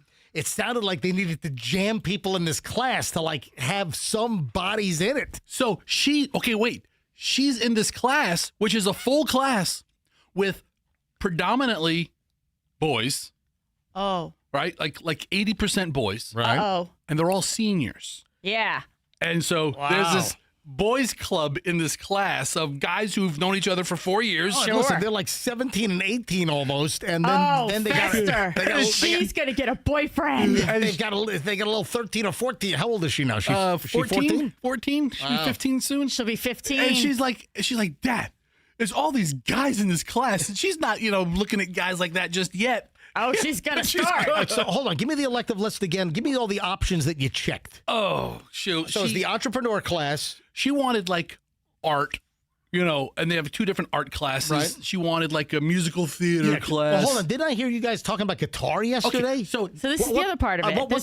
There's two parts. Oh, hold on, there's 2 parts. Oh, there's 2 parts? The part about the class that she's being resistant toward me on is the principles of entrepreneurship. Oh, that could be a great base for her to get a good knowledge. And I told her, yeah, that's the class you double down. And the teacher, he seems like a pretty no nonsense guy. I'm like, listen, embrace this, and you're going to do exceptionally well. This is right up our alley. Right. And so I'm working on her on that. Then she said she wanted to do an instrument. Sure. Right. The flute. They didn't have flute. But they had like, band. Saxophone. And I guess if you would have been in band, I guess saxophone is maybe drums, or I don't know what they would have had in band. I don't know. They have flutes in it. But guitar was a class. Yeah. Its own hour-long period. And she says, I want to learn the guitar. I'm with her. And I was like, you know what? Hey, okay. The guitar. You know that song? The guitar. You know that with like Lion Sleeps Tonight, the guitar? In the jungle, the mighty jungle? Well, hold on. So there's a kind of a what do you call them? It's like what genre are they? There's a band called They Might Be Giants. Yeah. And they did a song called The Guitar, and they work in like the Lion Sleeps Tonight melody into the song, and it's about the guitar. Yeah. So I fill out the form. Hey, Andrew, bring up on YouTube, bring up They Might Be Giants, The Guitar. Bring up the song. Let me know when you have it. Go ahead. I bring up the form, and I fill out guitar. I put it on her list of electives. I put, of the 7, I put guitar as the 6th option and entrepreneurship as the 7th option. But how many electives? You only get 1 elective? I think she has 3 electives. 3 electives? So she has art. I put this top 7. I put art, musical theater, they have a TV production class, so I put that down. She didn't get that. Yeah. I put Spanish, which she had no interest in taking. All right, so what did she get? What three did she get? She got entrepreneurialism, musical theater, right? Entrepreneurship, and guitar. Oh, so she got guitar. So she got guitar. So you have to buy her a guitar now? Okay. Because Michelle wants a guitar as well. Right. I told Michelle, and she got all excited because she goes, I want to take guitar lessons. Yeah. Which she said she would do this year because this is supposed to be the year of Michelle. I don't know how that's going. It's not working out so Maybe well. next year. The year of Michelle. the I year keep is saying over. this. Year's over half over. Yeah. You know, maybe it's the academic year. So I'll work with Hadley. So she's in this guitar class, and she, I ask her every day, tell me about guitar class. What'd you do today? And she said, I learned D chord today, or I learned A chord, or I learned how to tune a guitar. Or, and it's designed for people who've never picked up a guitar. Awesome. Now, it's not like they expect you to have skills. So there's a program where you can check out guitars and take the school guitar home. Yeah. Or you can just get a home guitar, right? If you buy one anywhere. You go to a pawn shop, get an electric guitar or an acoustic guitar. I guess you start with acoustic. So Hadley says to me, "Hey, can you get a guitar from the radio station?" No way. Oh, yeah, just steal one off the wall. So because the country station, our country station QYK. So listen, if you do listen to some country music from time to time, do not listen to 103.5. Listen to 99.5. 99.5 is MJ Beasley Media approved. It's our company. If you like country, you want 99.5 for country, not 103.5. Those are the iHeart guys. All right, so go ahead. So Hadley says, hey, there's a bunch of guitars at the radio station. Yeah. Do you think you can acquire one? And I was like, oh, gosh, I'm not above doing something sketchy, but I want it to be on the level. You're going to steal a guitar off the wall. It's like some autograph, like Morgan Wallen guitar you're going to rip off. I don't want the Morgan Wallen one, okay? No? That one's pretty valuable right now. But Hadley says to me, she's like, hey, can you get a guitar? And I'm like, let me see what I can do. Let me just see. Let me ask around. Are there any that are lying around that are not on the wall? Whose number is this? It's Hadley's number. So her school doesn't start till 8:30. Did I just hold it up on MJTV? Nobody's freezing. I don't know. Hey, Andrew, was that visible? I don't think it was visible. No, you just held it up. Oh, man. All right. But sorry. I don't know if she's going to pick up. I didn't set this up with her or anything. I know we're going to talk about it today. It's 7:57. She's in school. No, school starts at 8:30. Oh, that's right. She's a high school kid now. So she's probably, moping around the high school with some emo friends or something. Or the boys from the entrepreneurship class. Or the goth crew. Yeah. No, she's not with that. She's not with those. But what about all the ones with the Pat Benatar haircut, like in Fast Times at Ridgemont High? That's who she's hanging out with. She's probably smoking behind the gym or something. So why am I calling Hadley? Let's make sure I'm on the right track before I start, committing stealing a guitar off the wall at Beasley, Tampa. I hope she picks up. I didn't set this up with her. I don't know that she's going to answer. Yeah, she might not know the number. I hope I didn't show her number on MJT. I forget. I've got a camera in my face. Yeah, she's not going to pick up. No, she's not going to pick up. All right. Well, anyway, I need a guitar for the kid. And she's like looking on Facebook Marketplace on my phone. And she's like, yeah, you could probably find one for $15 on Facebook Marketplace. Hey, can we drive to Bradenton today? I'm like, why? She goes, for this guitar. I'm like, I'm not driving to Bradenton for a guitar. That's far. Can we drive to Wiki Wachi? Yeah, I'm picking her up from school. She's like, where's Valrico? Look at this guitar. I'm like, okay, listen. Hey, Dad, I found a guitar. It's in Wachula.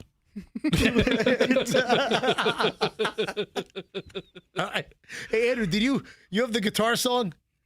All right, he's going to have to pull this out of the podcast. So, folks, if you hear a jump in the podcast, if you listen later after our live show, this has got to be pulled out. But hey, roll the song. Go ahead and hit it. From like 1991 or 92, called The Guitar.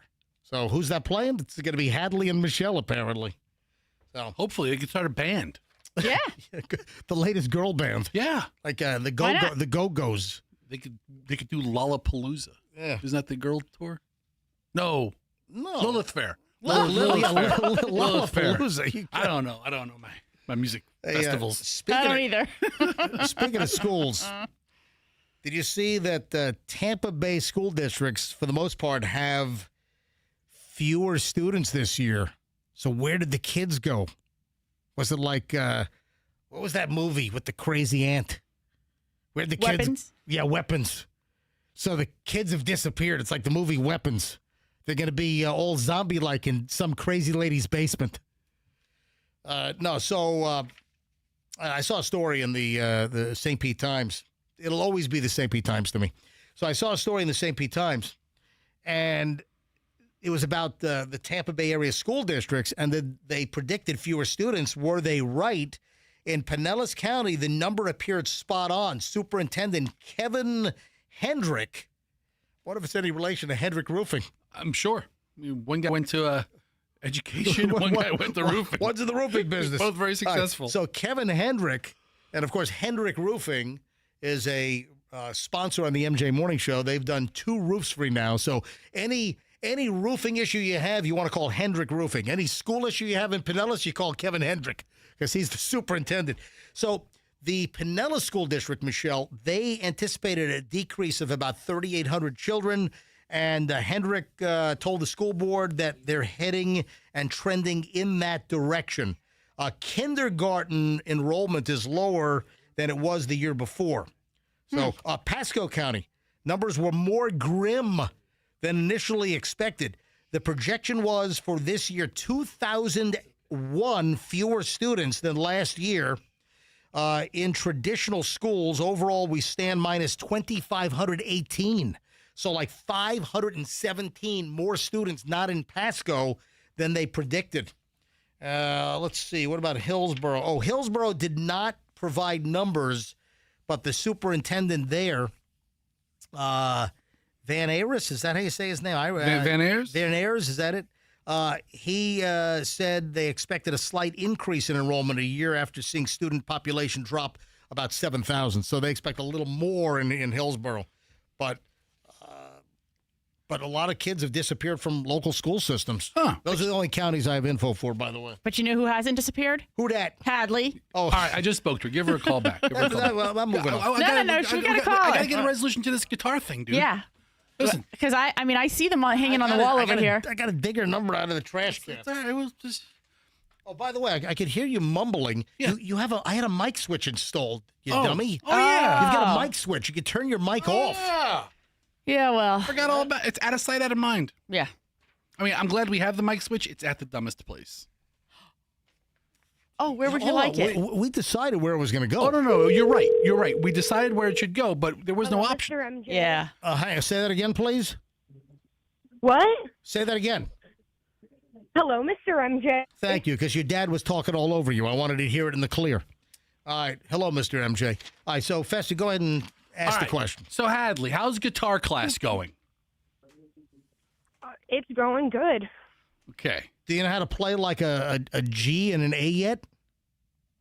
I know how to do a D, G, and then an A. There you go. Those are the you Wow. got D, G, A, yeah. Wait, just in 1 week? Yes, in 1 week. How are your chord shifts? Are you smooth going from a D to a G to an A? No, they are extremely crappy. I mean, honestly, the kids. She picked up her first guitar literally a week ago, right? Like the first day of school, no guitar. I mean, I'm pretty good at it. Okay, let's not go too. Now, Hadley, we need a guitar for home practice, right? Absolutely. I need one for home and for school. I don't need 2. I need one that I can take from home to school, leave it at school, and then bring it home over the weekend. Hey, and you need one for a case and weekend homework. So anyway, Hadley's like, "Hey, Dad, you have a bunch of these, guitars at the radio station. Do you think you could, The record company and artist donated guitars. Fester's just going to steal one off the wall. I would think the record companies would give a pretty good quality guitar, right? There's some Gibsons over there. There's some Taylor guitars, yeah. Do you think the radio station... Give your kid a $5,000 guitar off the wall here. I don't know that we have $5,000 guitars. Make it likes 6 that. and you have a deal. Andrew, just run and get one of the guitars quickly. Go get one of the acoustics. Run it down. Hurry up. I mean, we haven't, like, down every hallway, there's guitars. I mean, there must be... because I'm in the media center. Okay, hold it. Walk out of the media center to the common area. Or go somewhere you're in the media center. There's Don't noise. go to the common area. People are in Dude, you're on the media right now. Just tell the media center you're talking on the radio. It doesn't get any more media than this right here. Swim team is in. The rest of the swim team is in the coach's office putting their bags down. All right. I can't swing. Okay, just wait 4 minutes, Ed. Hold on, You'll be fine. wait 4 minutes. Okay, all right. Okay. Andrew just grabbed 2 guitars. Yeah, bring him to him. All right, give one to Fester. Give one to me. Give one to Fester. MJ. All right, Hadley, we got our hands on some guitars. Oh wow, I didn't even know who signed this one. I'm holding it up to Does MJ it have TV. 6 strings? Oh yeah, these are 6-string guitars. Do we have any idea who signed this? We have no idea. This is whose guitar? This is a Dean. Take it off with nail This is a polish Dean. remover. This is a sought after guitar. This is a Dean acoustic. I don't know any of these. Maddie Tay. These are all real artists. It is not in tune. She knows how to tune a guitar. Yeah, I don't know how to tune a guitar. All right. And I'm searching for a heart of gold. Please stop. And I'm getting old. Hey, Please stop. listen, both of these guitars, either one of these No, would work. Daddy. No, father. You can continue. MJ, please stop. So, Oh my listen, God. Hadley, I have 2. What kind of guitar is that, MJ? This is a Dean guitar. What is that one? Is that a good guitar? This is a Luna? I don't know what a Luna is, but Play Dean, the video Dean's that a I good sent guitar you maker. from Yeah. Yesterday. All right. Oh, You she can sent play me. the video. She sent me The video. audio video I sent you yesterday of me switching between my chords. Yeah, All right. she sent me video of her in guitar All class. right, Hadley, get back to school. All right, hey, good talking to you. All right, hey. No, I'm in school already. It's fine. I'll continue. I want to hear myself. Okay, Hadley, I hear myself. I don't have the audio pulled that you sent me yesterday of you in guitar class. But MJ, listen. Go into the. I need to Go put. into. Hold on. What? I need to put my hands on one of these guitars. Yeah. For like 7 months. I'll bring it back in May. Forever. I don't need it forever. But these are autographed. Who signed that one? Dude? This looks like it was. You know how our country station has that big, awesome concert, Hey, the guitar Andrew, pole? can you get one of the go get one of the country? See if they're on the air right now. If they're on a break. Yeah, see if JR is available. Yeah, see if one of the country guys is available to come down. I mean, don't we have one back there with Taylor Swift's signature on it? No. That's the one that got smashed to bits. And then did we fake it as a Taylor Swift guitar? We have a couple of pretty. They're on the air. Yeah, they're on the air We right have now. a couple of pretty highfalutin celebrity guitars, and I'm not looking for those. I'm not looking for the Morgan Wallen one. I'm not looking for the Post Malone signed guitar. I'm not looking for anything like the Taylor Daddy, Swift. listen to me. What, Had? Right now, I'm one of the weird theater kids. Yeah. If I got a Taylor Swift signed guitar, man. You'd be even weirder. Oh yeah. We're not looking to do that. All right, we got to run, Hadley. Hey, have a great day at school. Okay, bye. Bye. All right, I'll try to put my hands on one of these guitars for Well, you. hold on. I don't think you want to take an autograph one, No, I don't. or just ask our promotions folks if there are other guitars, because I don't think all the guitars that we have in house are displayed. I'm gonna have Lana find like the cheapest guitar, and I'll take that. Just steal it off the wall. Yeah. Hey, Lana, what's the least significant guitar here? Maybe there's some artist signed it that they don't care about or hasn't done anything recently. Hey, speaking of school, don't play the guitar. I was gonna play you in. All right, you gonna play me in? Yeah. I was going like to. You gonna play me out later on? I will. You play me in, play me out. So speaking of school, Polk County schools, they have joined other counties now in banning smart glasses. So this I guess the other school systems kind of started banning the smart glasses last year over the summer. So Polk County now has announced a ban on smart glasses. This announcement came on Friday after they've seen an increase in students wearing the smart glasses. Yeah. And there's Julian wants me to get the Meta glasses for content. I think you should. Well, Yeah. but there's a huge backlash, and they're being called creepy, and that people that are wearing the smart glasses are creepy. The people who are wearing them and then are called creepy, it's because they're doing creepy things with them, like going up to girls and talking to them in a creepy fashion and trying to, figure something out about them. You're going to literally walk around our neighborhood wearing it just for observational purposes, or when you go into a fast food place and order something, or grocery shopping, you're not going to be trying to hit on girls and pick them up, or look at like the backside of some girl as she bends over and picks up bananas in the produce department. I don't want to look like Elvis Costello or one of the guys in Weezer, Really? with those big thick black glasses. No? That's the thing. I don't know that they're the most fashionable looking. Yeah. Doesn't Oakley have a line of Meta glasses that look a lot more sporty? No, they're not. Meta is the Ray-Ban Metas. Oakley, they're not called Metas at Oakley. What are they called? Well, because Meta is the Ray-Ban consortium with Google, with Facebook and Instagram right. and Zuckerberg. Those are Meta. Meta is the parent company of Facebook and Instagram and you're way WhatsApp. off. You're way off. What do you mean I'm way off? You're like a billion miles off. Hold on. I read that Mark Zuckerberg signed a contract to work with. I think Mark Zuckerberg owns like 12% of Oakley. He bought a stake in Oakley. All right, so I'm wrong. Yeah. All right. So wait a minute. But the Meta glasses then are both Oakley and Ray-Ban. Yes. They're both Metas. Yes. Meta's the technology. I stand Yes. corrected. But look at I'm these. sorry. Look at these I Oakley. apologize. I'm sorry. Look at these Oakley. Shoot me. 10 Hail Stab Marys. me in the back. Yeah. All right, these Oakley Vanguards. They kind of wrap around. Those, My bad. You look pretty good. I'm in some way. sorry. Okay. I was wrong. All right. Go ahead, kill me now. That's like Tony Soprano's mother. You know? Look, you look. Just take me now.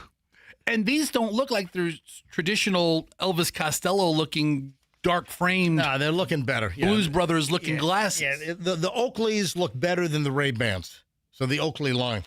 You know, I got to call Linda down at Distant Optical, the official sunglass and eyeglass shop of the MJ Morning Show for, I don't know, like 25 years now, 30 years. Yeah, Distant Optical's the best over in Distant Plaza. I got to call her up and see if she can get us like a Ray-Ban demo model or an Oakley demo model from the rep. From the rep. We'll talk to the rep. Let's talk to the rep, the Oakley rep, or what are the big eyeglass companies these days? Like Luxor. Well, anyway, there's a bunch of big eyeglass companies that own all the eyeglasses these days. Anyway, moving along. Dude, man, we got a lot of local crazy crap. MJ Morning Show. It is 8:12 here on a Tuesday. It's great to be back. Oh, we've got to do the gift presentation. Yeah, anytime you're ready. Yeah, we'll do that later. And I brought in my Japanese chef knives. And, man, these things are sharp. Fester, you got to keep your fingers away from when I do the nice demo here live on the air. What are you going to juggle them? No, I'm not going to but I'm going to slice paper and stuff. You got to see these things operate. I want to see you juggle them. All right, there is a lot of crazy crap that's going on. Did you see the mom that was arrested for letting her 11-year-old autistic daughter drive to like 7-Eleven? Did you see this? How'd the kid do? What the? Well, not too well because the car's all bashed up. I mean, sometimes these let the kid drive home stories end okay. Right. Sometimes they don't. Yeah, this did not turn out very well. Plus, the car smashed up. Mom's been taken downtown. Mom's been taken to the Orient Road jail. So a woman was arrested over the weekend on Sunday. She allowed a 11-year-old girl to drive their vehicle to a gas station, a 7-Eleven on Gordon Road in Riverview, according to the Hillsborough County Sheriff's Office. 8:35 p.m. on Sunday, deputies, they show up at 7-Eleven on Gordon Road, a vehicle being driven by a child smashed into a concrete traffic barrier. I mean, just BAM! What the hell was that? I'm doing mouth noises now with reverb. Or I could just hit the traditional. Do you like that one better? Or BAM! Which one I like better? So, deputies learned that 41-year-old Caribbean Myers. First of all, do you think she's Caribbean Myers or is she Caribbean Myers? Spelled the same way. It's Caribbean. She permitted her 11-year-old kid with autism to drive the car from their residence to the 7-Eleven while she was sitting watching in the passenger seat. Yeah, I'm supervised. The 11-year-old girl with autism is driving the vehicle to 7-Eleven in Riverview. That's awful. So deputies said while they were trying to stop, the child mistook the gas instead of the brake and crashed the vehicle into a concrete barrier. Oh, my God. I mean, usually when you hit something and you hear, hit the gas instead of the brake, traditionally that's like an 87-year-old, right? Yeah, not an 11-year-old. No, this is an 11-year-old with autism that hit the gas instead of the brake. And you know what? We would have gotten away with it if you didn't smash into the concrete barrier because you confused the gas instead of the brake. Hit the gas instead of the brake. Another old fart makes a big mistake. See, that doesn't work. I got to do a live on-the-fly correction. All right, hang on a minute. Hit the gas instead of the brake. My 11-year-old with autism made a big mistake. Well, that's very good. Yeah, look at that. That's perfect. I hate how you pin it on the kid. I mean, kid's really the victim here. I feel bad for this little kid. It's terrible. So no one was injured. The crash. Dude, look at this front end damage. The whole front bumper is hanging off. Like by a string. That's like $4,000 in damage to this thing. Is that a Toyota? What is that? It's like a Toyota, like an SUV. Yeah, is that a Pathfinder or something? Or if it were a Nissan, it would be. But it's not. It's a Toyota. Hey, ma'am,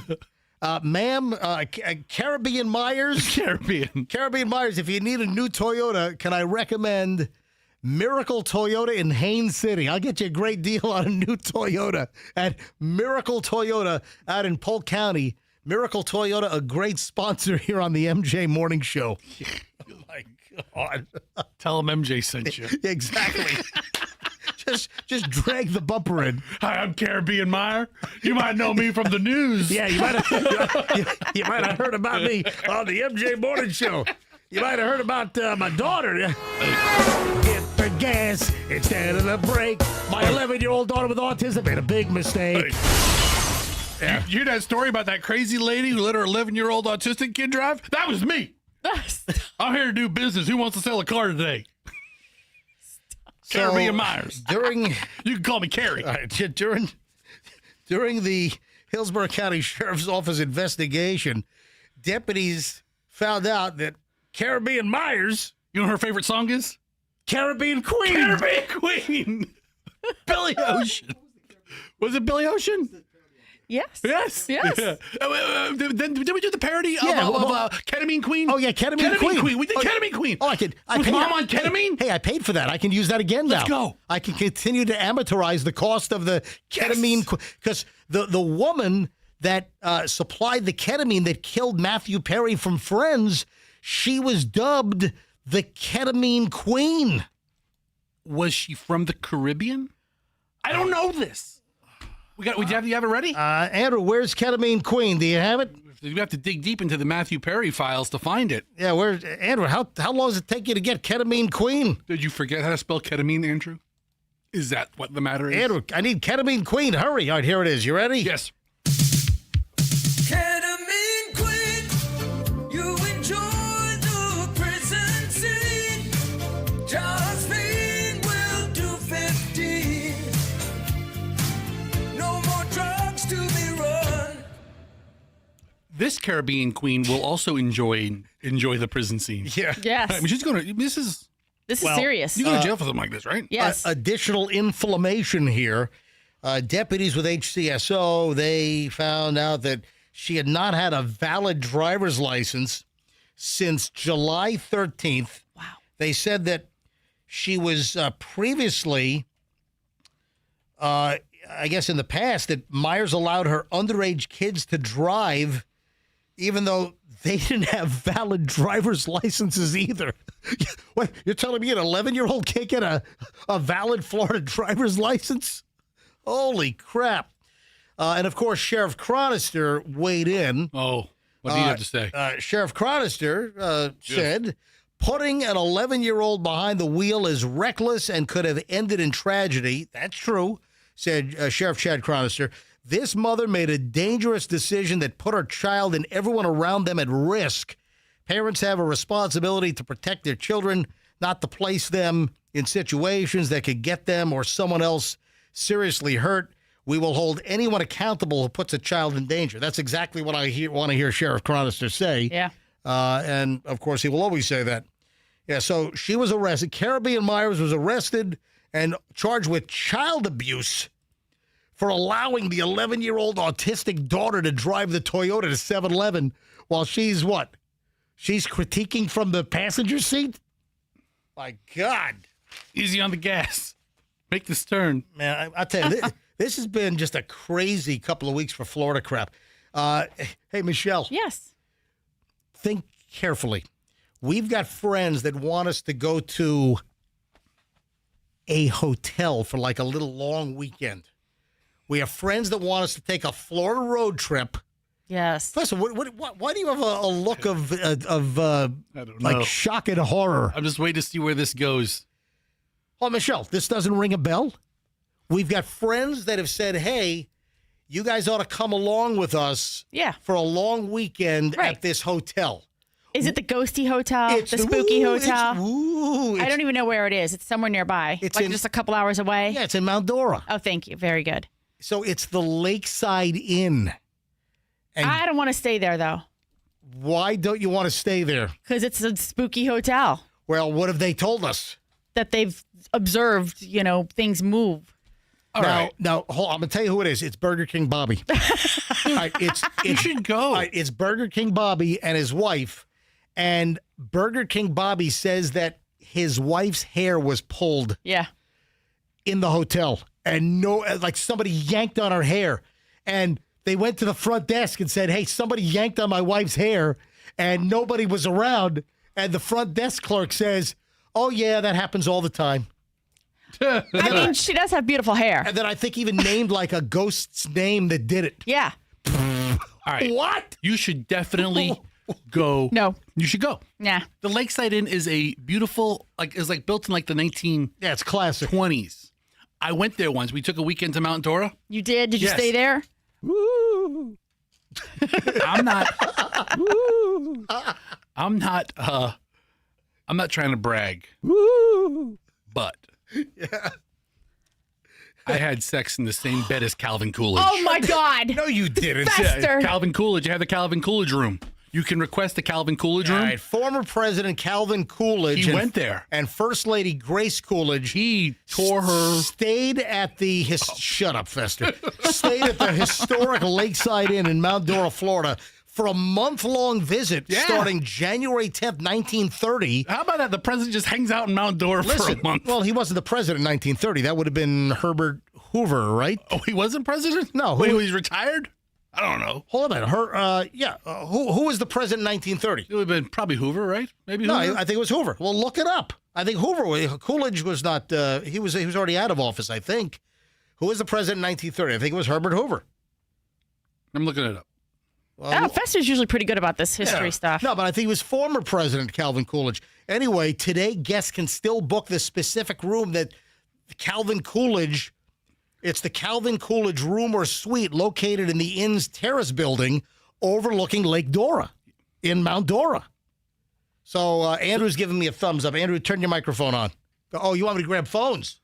All right, who was the president in 1930? It was Hoover. Yeah, it was Hoover. All right. Let me go to phones. I have a story. I haven't even gotten to the story. Hey, tell Abraham on the phone to hang on. I'll be right there. Coolidge was right before Hoover. He just got out of office. All right. A couple months earlier. So you get out of Washington and you go spend some time in Mount Dora, Florida. Get old ex-First Lady Grace Coolidge all drunked up good. All right. Wonder if that headboard was banging the wall in there. Okay. Anyway, I did it in the same bed as Silent Cal. And you know what? He wasn't silent, if you know what I mean. Okay. Neighbors were complaining. Well, listen to this. A man was arrested for disorderly conduct after allegedly running naked through the hallways of the Lakeside Inn in Mount Dora. An officer responded to a suspicious person later identified as 36-year-old Roberto Rivero near Fifth Avenue and Donnelly in Mount Dora. This is a couple of days ago. According to the arrest report from the Mount Dora Police Department, dispatch advised that he was walking into oncoming traffic and talking to himself. Upon arrival, the officer spoke to an employee from the nearby Las Palmas Cuban restaurant. He advised that Rivera was causing a disturbance. Anyway, this guy had previously run naked through the halls at the Lakeside Inn in Mount Dora, and he was arrested. Mm-hmm. But the reason why I'm bringing this up, what? Maybe he became possessed. Maybe something happened It's a good point. in the Mount Dora Spooky Hotel. The Lakeside Inn is Florida's oldest continuously operating hotel, built in 1883. No, thank you. Located on the shores of Lake Dora, features 90 historic guest rooms spread across yellow and white Victorian buildings. And Burger King Bobby said, hey, they love going up there for a long weekend. Yeah, you should go. It's a fun weekend. Shopping for antiques up at like What? Rengers or whatever it is up there. Renningers, so I can get my hair pulled by a ghost. You know what? You'll get your hair pulled by me. You know you like it. Don't. Oh, well. I just got nauseous. MJ does sexy talk in the same voice he does morons in the news. Right. Imagine. Such a turn on. I gotta take a shower. Let me grab Abraham. Hey, Abraham, you're on the MJ Morning Show. Hi. Hey, everybody. How you doing? Doing well. Go ahead. So I used to live in Mount Dora for quite some time, and the Lakeside Inn is a very nice place. Used to be a lot of people that used to go by train years ago. Yeah. In the early years, and they used to, have festivals and have all kinds of places to recreate, and then like a vacation spot. However, as far as haunted, it's a walk in the park. It's not as bad as Casadega. Now that one in Casadega is really spooky. Hold on. What's Casadega? Casadega is like the world of seances and palm readers. Wait a minute, hold on. Is that in near Mount Dora as well? It's like no, that's in Lake Mary. It's like in Volusia County. I've heard of that before. Like Lake Mary area when you cross over into Deltona, and there's a place called Casadega, and that place is like I got goosebumps talking about it right now. Oh wow!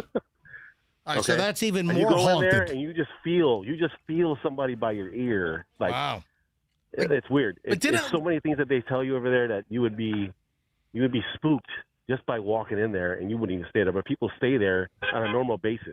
Didn't Casadega used to have like a seance camp or something? Or yeah, they did. Yeah, something like 150 years ago. Yeah, wow. I remember going there one Halloween, and we were by the hotel, and we walked down to this little area where you could sit down, and in the darkness in the cut, you would hear people screaming. Oh, lovely. And I left. Also in Mount Dora, there's a Cold War era underground bomb shelter. Did you know that? It's like a huge, like a bunch of rich people during the whole, during the whole Cold War, like Cuban Missile Crisis deal. You can look this up. There's some, I think a bunch of rich families got together and they built like a whole underground survival bunker with like bedrooms and kitchen and recreation areas. Maybe like what's the West Virginia where they had the Greenbrier? Yeah, the Greenbrier Inn. They had the whole continuity of government underground facility there. But some rich families built one in Mount Dora, which I don't know if you can climb down in there, but apparently it's still underground. I think they tour that. I think they have a tour that goes around in a golf cart that has like all these advertisements. Oh wow! And he tells a lot of stories about Mount Dora in the past. Andrew, Abraham, thanks for the call, buddy. Oh, you're welcome. Guess what? The free ride's over. All right, dude. Free ride is over. Well, I'll be able to free ride it till Friday. So Friday will be the last day of my free ride. Coming and going. I thought about it when I saw the sign on Monday morning. I thought of you first. And I'm like, oh. Yep. Never again. The free ride is done. So I'll be able to free ride it. I did it yesterday. I did it today. I'll do it tomorrow, Wednesday. I'll do it Thursday. And then the last free ride is going to be Monday coming in. Friday coming in. And then Friday going home. That's it. Yeah. Guess what, folks? This Saturday, the FDOT free ride in the express lanes on the Howard Franklin Bridge, both southbound and northbound, the free ride comes to an end Saturday. So Friday is going to be the last day. Friday at 11:59, and then on Saturday, they start charging you 50 cents to use the express lanes on the Howard Franklin, on the new Howard Franklin, northbound or southbound, 50 cents. I've been using it for free because there's like no traffic. So I've been like, you know what? That's got to decrease your chances of some maniac or reckless driver hitting you, or it's got to be safer for me to drive to and from work in the express lanes because it's had very little traffic. Because I think a lot of people think you were getting charged. But they had that free grace period, which is going to, it's been for a couple of months now.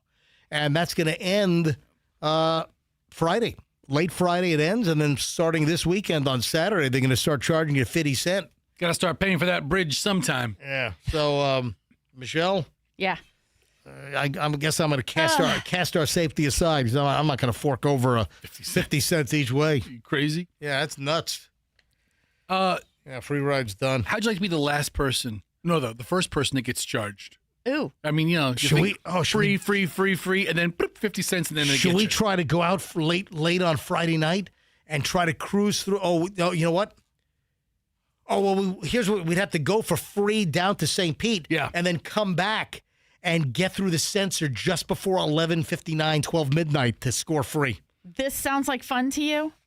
I think it sounds like a blast. You know what? For 50 cents, it would be worth rock your Friday night. It would be worth catching the video of the fee changing 00 to 50 cents. Oh yeah, that's what I'd like to see. That's like when the time changes. I watched like the digital clock or the phone. The phone goes from like 2 a.m. to 3 a.m. Or the other way when it's roll back. When I was a kid, I used to have one of those like red digital alarm clocks, and I used to stay up till midnight to watch the dot. Yeah. Boop. Really? AM, PM, or the PM dot moved. You watch the dot? Boop, boop, boop. Oh, it's 11:58. Hey, watch it. Michelle, Burger King Bobby was listening. I know. Yeah, man. Yeah, Burger King Bobby texted, "We're going." Yeah, G had her hair pulled there one time in the bar. I know. I told the story. No, that's one time in the bar, but Oh, and then he also says that the Casadega is scary. Dude, so he must. Does Burger King Bobby seek out haunted hotels? I think he likes that kind of thing. I think he seeks out places he can pull his old lady's hair. So, MJ, you know I'm not the biggest music guy, so I don't know exactly how this is going to pan out. Yeah. But you're a big Tom Petty fan. Oh, yeah. Yeah, Michelle and I love Tom Petty. We saw Tom Petty just 2 months before he died. We saw him at Forest Hills up in New York. Yeah, I remember at his end of the concert, he's like, "Goodbye, MJ. I'm not going to see you again because All right. So, have you ever heard his song Casadega?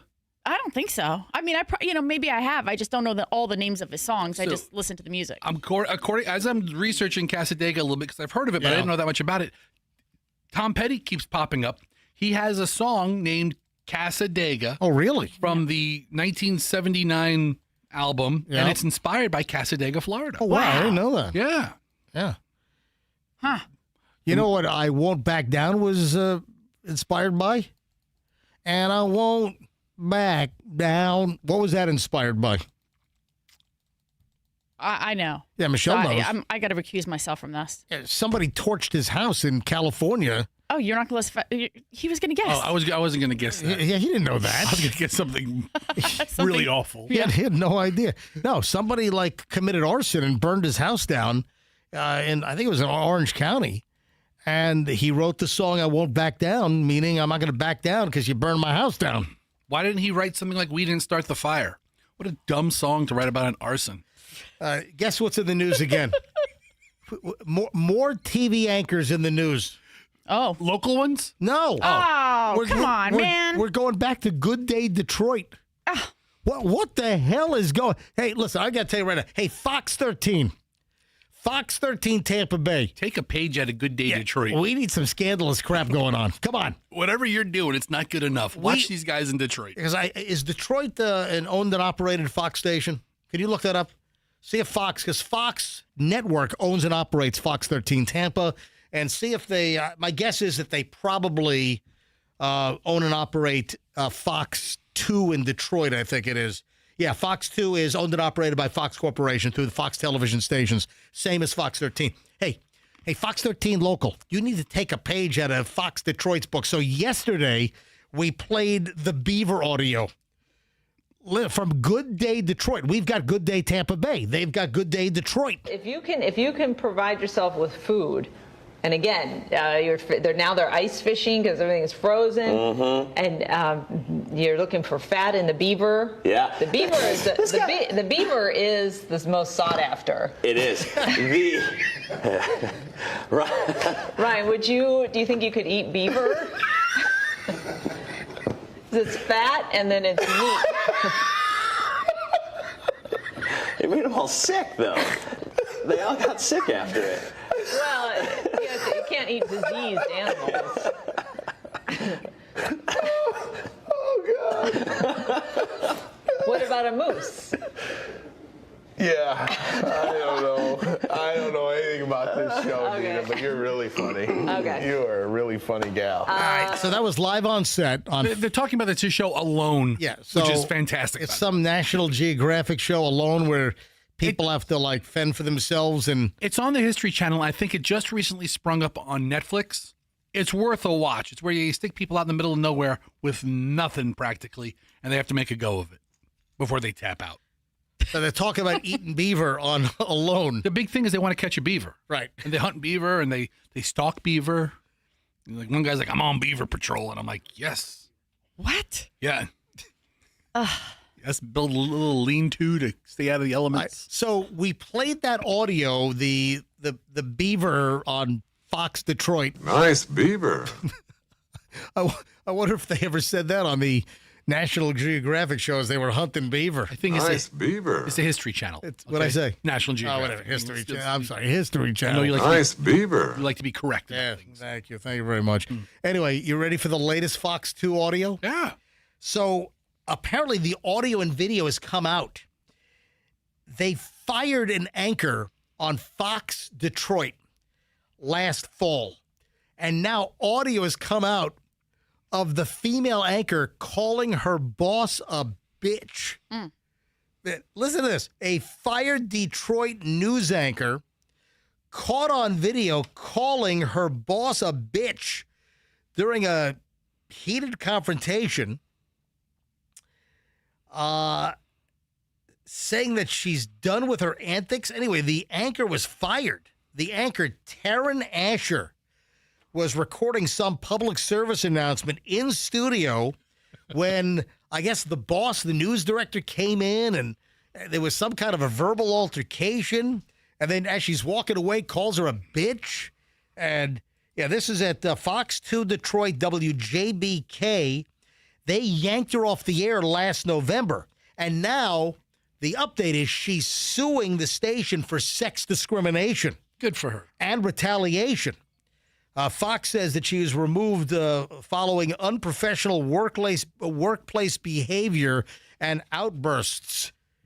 Yeah, the video was first released by FTV Live and Deadline Detroit. Shows Asher apparently responding to someone off camera as a dispute develops over scripts. All right, you ready for the audio? Yeah. All right, this is crazy. And man, they canned her for this. / giving guide. I'm gonna have to do that again. What's up, Trace? I think you're in a script. I am. I'm in Amy's script, the Amy's Angels one. The second thing didn't make sense, so I was just trying to fix that part. And It's not even marked off. We're still working. I know, but I didn't have time because we have to do this, so I was still reading it. See, I mean, I can't wait for you to go through them all, and then I go through them, because then I'm already getting ready by then. But this time we had to do the PSAs, so. Finish what? What I was trying to say. Okay, because Sean just came in here and said something about marking off. Go ahead. That's all right. Good. I don't think you are. You're walking out really angry. Bitch. Jeez, oh, Pete. Can I please finish what I'm going to say? What the f***? Grow up. Oh, my gosh. I'm so done with her antics. Telling on me every 5 seconds. I'm done. I know. I'm so done with her antics. She got fired over that. Well, they're claiming she has a case. Workplace behavior problems that were unprofessional and outbursts. Come on, Fox 13, juice it up. Top that. Fox 13 Tampa's got to top the Beaver talk, and they got to top that right there. Look at that. Sounds like Fox in Detroit is a fun place to work. I mean, it really does. A lot of stuff going on there, baby. All right, I got to figure out. We've got so much stuff to get to. 8:40 at the MJ Morning Show. Did you see the video of someone's shoe flying off on a roller coaster at Six Flags at 70 miles an hour? And it like misses a guy catches it. And did you see the video on this? Yes, like a white fell off like a girl's foot. Yeah, Michelle, you gotta bring up the video. Just type in. How does that even happen? Type in man catches sneaker flying toward his face at 70 miles an hour on a Six Flags roller coaster. So I've only been on one roller coaster where you had to take your shoes off. Have you been on any? Well, Fester, you don't fit in roller coasters. I went to one roller coaster where they made me take my clothes off. What? And it was a very bumpy ride. And I went twice. Yeah. All right. So, Stop it. All right. So, Michelle, where was the only place I had to take my shoes off? Fuji-Q in Japan. Yeah. At Fuji-Q, right near Mount Fuji, there's a great amusement park. And Fuji-Q in Fujiyama, that park is known, and it's on the roller coaster fan list. They have consistently had some of the best roller coasters on the planet at Fuji-Q. And we went a couple of times, actually. And there was one roller coaster, I forgot which one it was. You got to take your shoes off. You've got to empty everything out of your pockets, and you've got to take your shoes off because the thing's got such G's that I guess people's footwear can fly off. You know, just like what happened at this Six Flags deal. And a rider grabs a sneaker out of the air as it's coming off another guest's foot on a high-speed theme park attraction. And this was Six Flags over Georgia. So is this what, in the Atlanta area? Is that where that is? Yep. Wow, rider made a split-second decision to grab another rider's sneaker as it comes flying towards his face on the Goliath at Six Flags, Georgia. Wow, as the roller coaster reaches roughly 70 miles an hour, and the guy snatches it out of the air. But man, that would have busted his face. But then, after the ride's over, and goes back to the station, or they, people get off. Yeah, back into the corral, the station. Yeah. There's a young girl in the first row hopping along looking for her shoe, and all her friends are flipping out like, "Yeah, this is awesome! They found her shoe." That's crazy. He's walking out. He's like, "Whose shoe do I have?" Yeah, folks, if you want to look up the video, just do a search. Sneaker flies off Six Flags, Georgia. Man, it's crazy. Michelle, can I ask you a question? I'm going to show this on. I'm going to show this on MJ TV. Well, can I see it first? No. Oh. No. Why did you send me in my email last night? Why did you send me the shank ring? I was like just intrigued by it. What is Fester? I don't know. It looks interesting. Michelle sends me this. It's a ring that has this protruding shank or a spike. Really? Yeah, it's like, is this like a women's self-defense jewelry item? I don't know. How big of a shank comes out of it? Right. That's what I'm confused about because I would think that it's being. It looks like a little over. It's somewhere between like a quarter inch. I would say about a quarter inch. Right. It's about a quarter, not quite a half inch. It's about a quarter inch, and you put this ring on, and it's called a night ring. Is this like if women are walking in a parking lot alone, you have this ring, and it's got like a shank. It's got a spike. I mean, is that a valid defense, item for me or no? And I'm holding it up to MJ TV right now. Hey, Andrew, can you see this? Can you see it? Look at this thing. This is the spike ring, the shank ring. And Michelle sent me this last night. Do you want one? I mean, is it going to be helpful in an event, or is it just going to be like a paper cut, and then I'm going to be in a worse position because now I've, How big is it? If it's like a half an inch, dude, I already said it's a quarter inch. Look at that. Here, take the paper. Look at the picture. I just held it up to MJ TV. That's the size. Listen, that'll F somebody up. That's enough to jab somebody enough to let them know that they're being poked to get away from you. In their eyeballs. That's enough to save a woman in a bad situation. Eyeballs. You slash their face. I'm on the website, and it is marketed as a self-defense ring. Yes. Yeah. What's the website? WorldNetGifts.com. WorldNetGifts.com. And they sell the night ring. Is that what they called it? Knife ring. No, this says night. Night. Okay, well, that's a misspelling. All right. In one of the pictures, It says invisible self-defense micro knife ring. All right. Well, they also say night ring. They also say solo guard ring. Well, there's a couple of different. Yeah, I'm looking at the knife ring. It's $52. Yeah. Wow. And it's an attractive looking ring. Right. But then you can kind of flick it up or pull it up. Fester, it's on sale. It's regularly $89.99, and now it's only $51.99. That's enough. Hold on.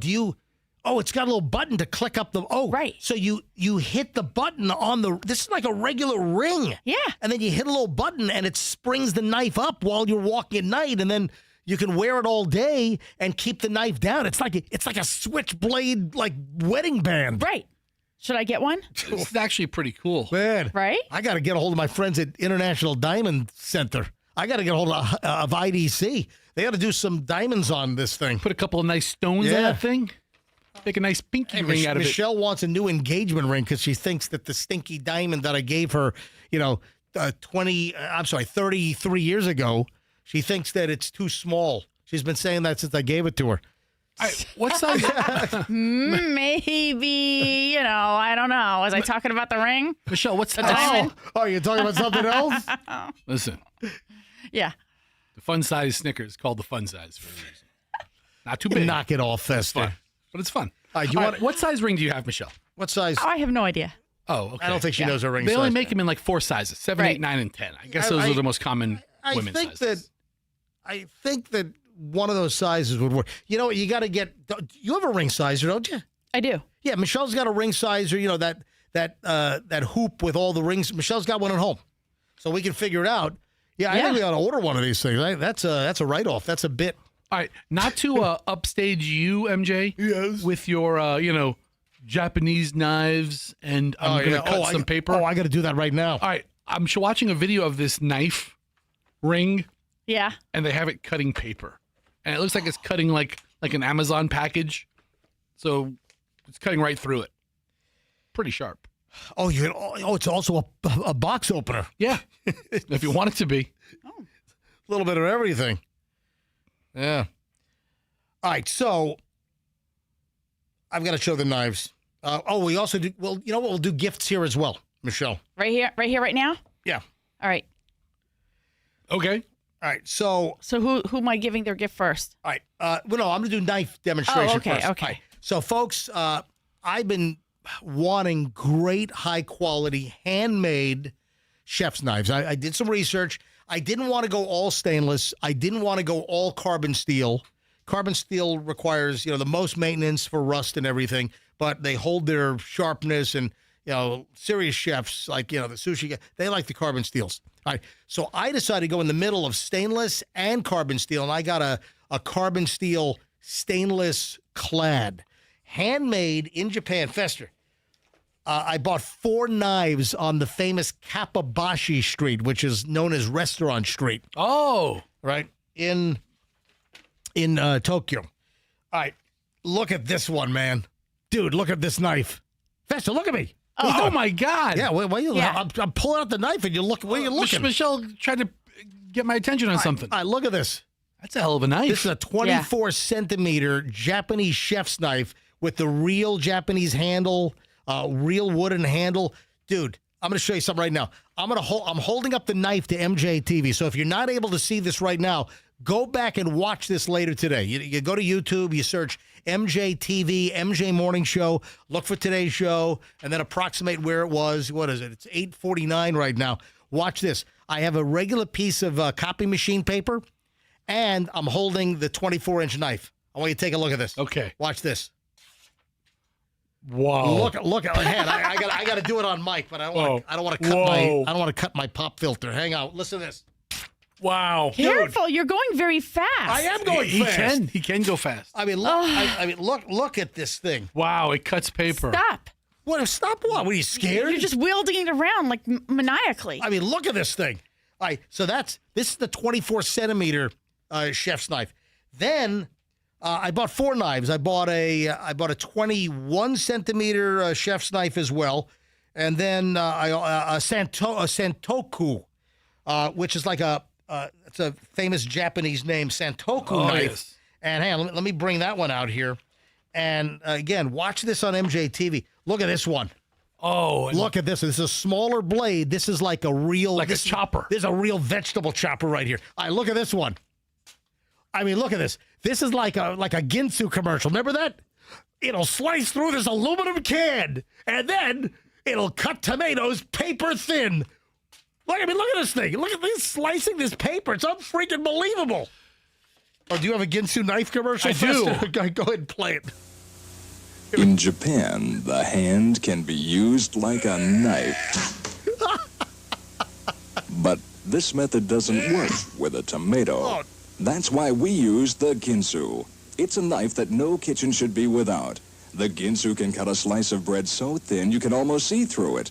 It cuts meat better than an electric knife and goes through frozen food as though it were melted butter. The Ginsu is so sharp it can cut through a tin can and still slice a tomato like this. It can chop wood and still remain razor sharp. Look at this! What's more, it's a knife that will last forever. Yes! How much would you pay for a knife like this? Why is he banging it with a hammer? Listen, it even comes with a matching fork to make carving a pleasure. Do you have the matching fork? Much more. No. We also want you to have the 6-in-1 kitchen tool. It peels and slivers. It's the 6-in-1 kitchen tool. Slices paper-thin potato chips. This amazing little knife even grates carrots, grates cheese, and makes beautiful... What is this, like from 1979 or something? Pretty close. Yeah. 1981? We'll even give you the set of 6 precision steak knives. Oh, you got the steak knives. Match the Ginsu. Yeah. And to make the offer completely irresistible... Oh, the spiral slicer. This unique spiral slicer. Oh, it's the down spiral and slicer. down, around and around, and you'll have a beautiful garnish for your dinner table. Oh, you like... Now how much would you pay? Oh. You get the Ginsu How knife. much? The matching carving fork,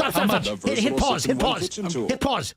All this in like 1980 or 1981, something like that?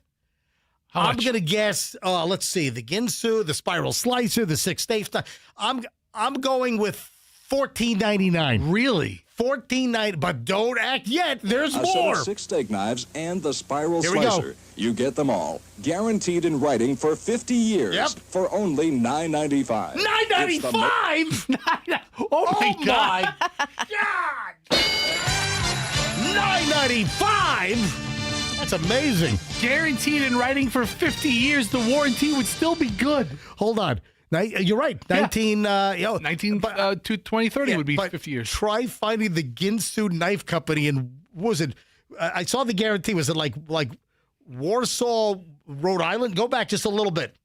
Hold on. No, right there. Warwick, Rhode Island. Ginsu Products, 59 West Shore Road, Warwick, Rhode Island. You got a 50-year guarantee. All right. Now, I'm going to go to MapQuest to see what's hold on. Do a search right now and see if Ginsu Products is still in Warwick, Rhode Island. I've got a big claim on my Ginsu knife from 1981. The handle snapped off. I got a warranty claim on you people right now. I'm guessing that you can't claim your warranty. All right, we gotta do gifts. So Fester, we got gift. We had a problem with you, Fester. We had a problem with you and finding a gift in Japan. Michelle knows what I'm talking about. We wanted to find you. It was impossible. Okay. So we had a problem. Fester, you did get a gift, but it was not the first idea that we had. Okay. All right. So Japan gifts. I'm grateful for any Japan gifts, by the way. I mean, thank you very much. Next. So Japan gifts will hand out Fester and Andrew next. Turns out that the engineers, they're like doing like transmitter crap. So we'll have to have them come in later this week. Okay. All right, for their free gifts. Well, we'll do it all next. Stand by. Here on the end, there's a lot more. I've got so much material for the 9 o'clock hour. It's going to be the best hour of the day, and it's been pretty good so far. Here on the MJ Morning Show on Q105, 104.7 FM. Hey, how about a new Genesis? Oh, boy, always amazing. There are some awesome lease deals. There's always great deals at Genesis at Tampa. But there are some amazing lease deals right now on the G70, the G80. Those are the cars, the GV70, GV80, the SUVs. Man, these vehicles rock. Man, Genesis cars and SUVs, they just look great. You see these things on the road, you're like, man, that's a good-looking SUV. What is it? Oh, it's a Genesis. Wow. And listen, people that drive Genesis, they love their Genesis. And the loyalty to the brand is made. People that like lease or buy, they keep going back and they buy again because they love the cars so much. Technology, the safety, the drivability, it's all there. And the best place to get your new Genesis is at Genesis of Tampa. So they opened up, a year ago. So it used to be Tampa. Hillsborough did not have a Genesis dealer. Now you do. It's Genesis of Tampa. This is where you want to go. If you're in Pinellas or Polk, shop in Tampa at Genesis of Tampa in Hillsborough County. You're going to get a great deal. And, of course, now Tampa and Hillsborough, you've got your own place to go. Genesis of Tampa, right at 275 off of Bears and Nebraska, genesisoftampa.com. And, of course, tell them that MJ sent you. You know, you've heard me say on many occasions that you can bank on Banco. I'm going to tell you right now, that is not just a slogan. That is the real deal. I continuously get feedback from people that love Banco. Great service, great installation. You know, if your garage door spring is busted, that's the number one service call is a busted spring.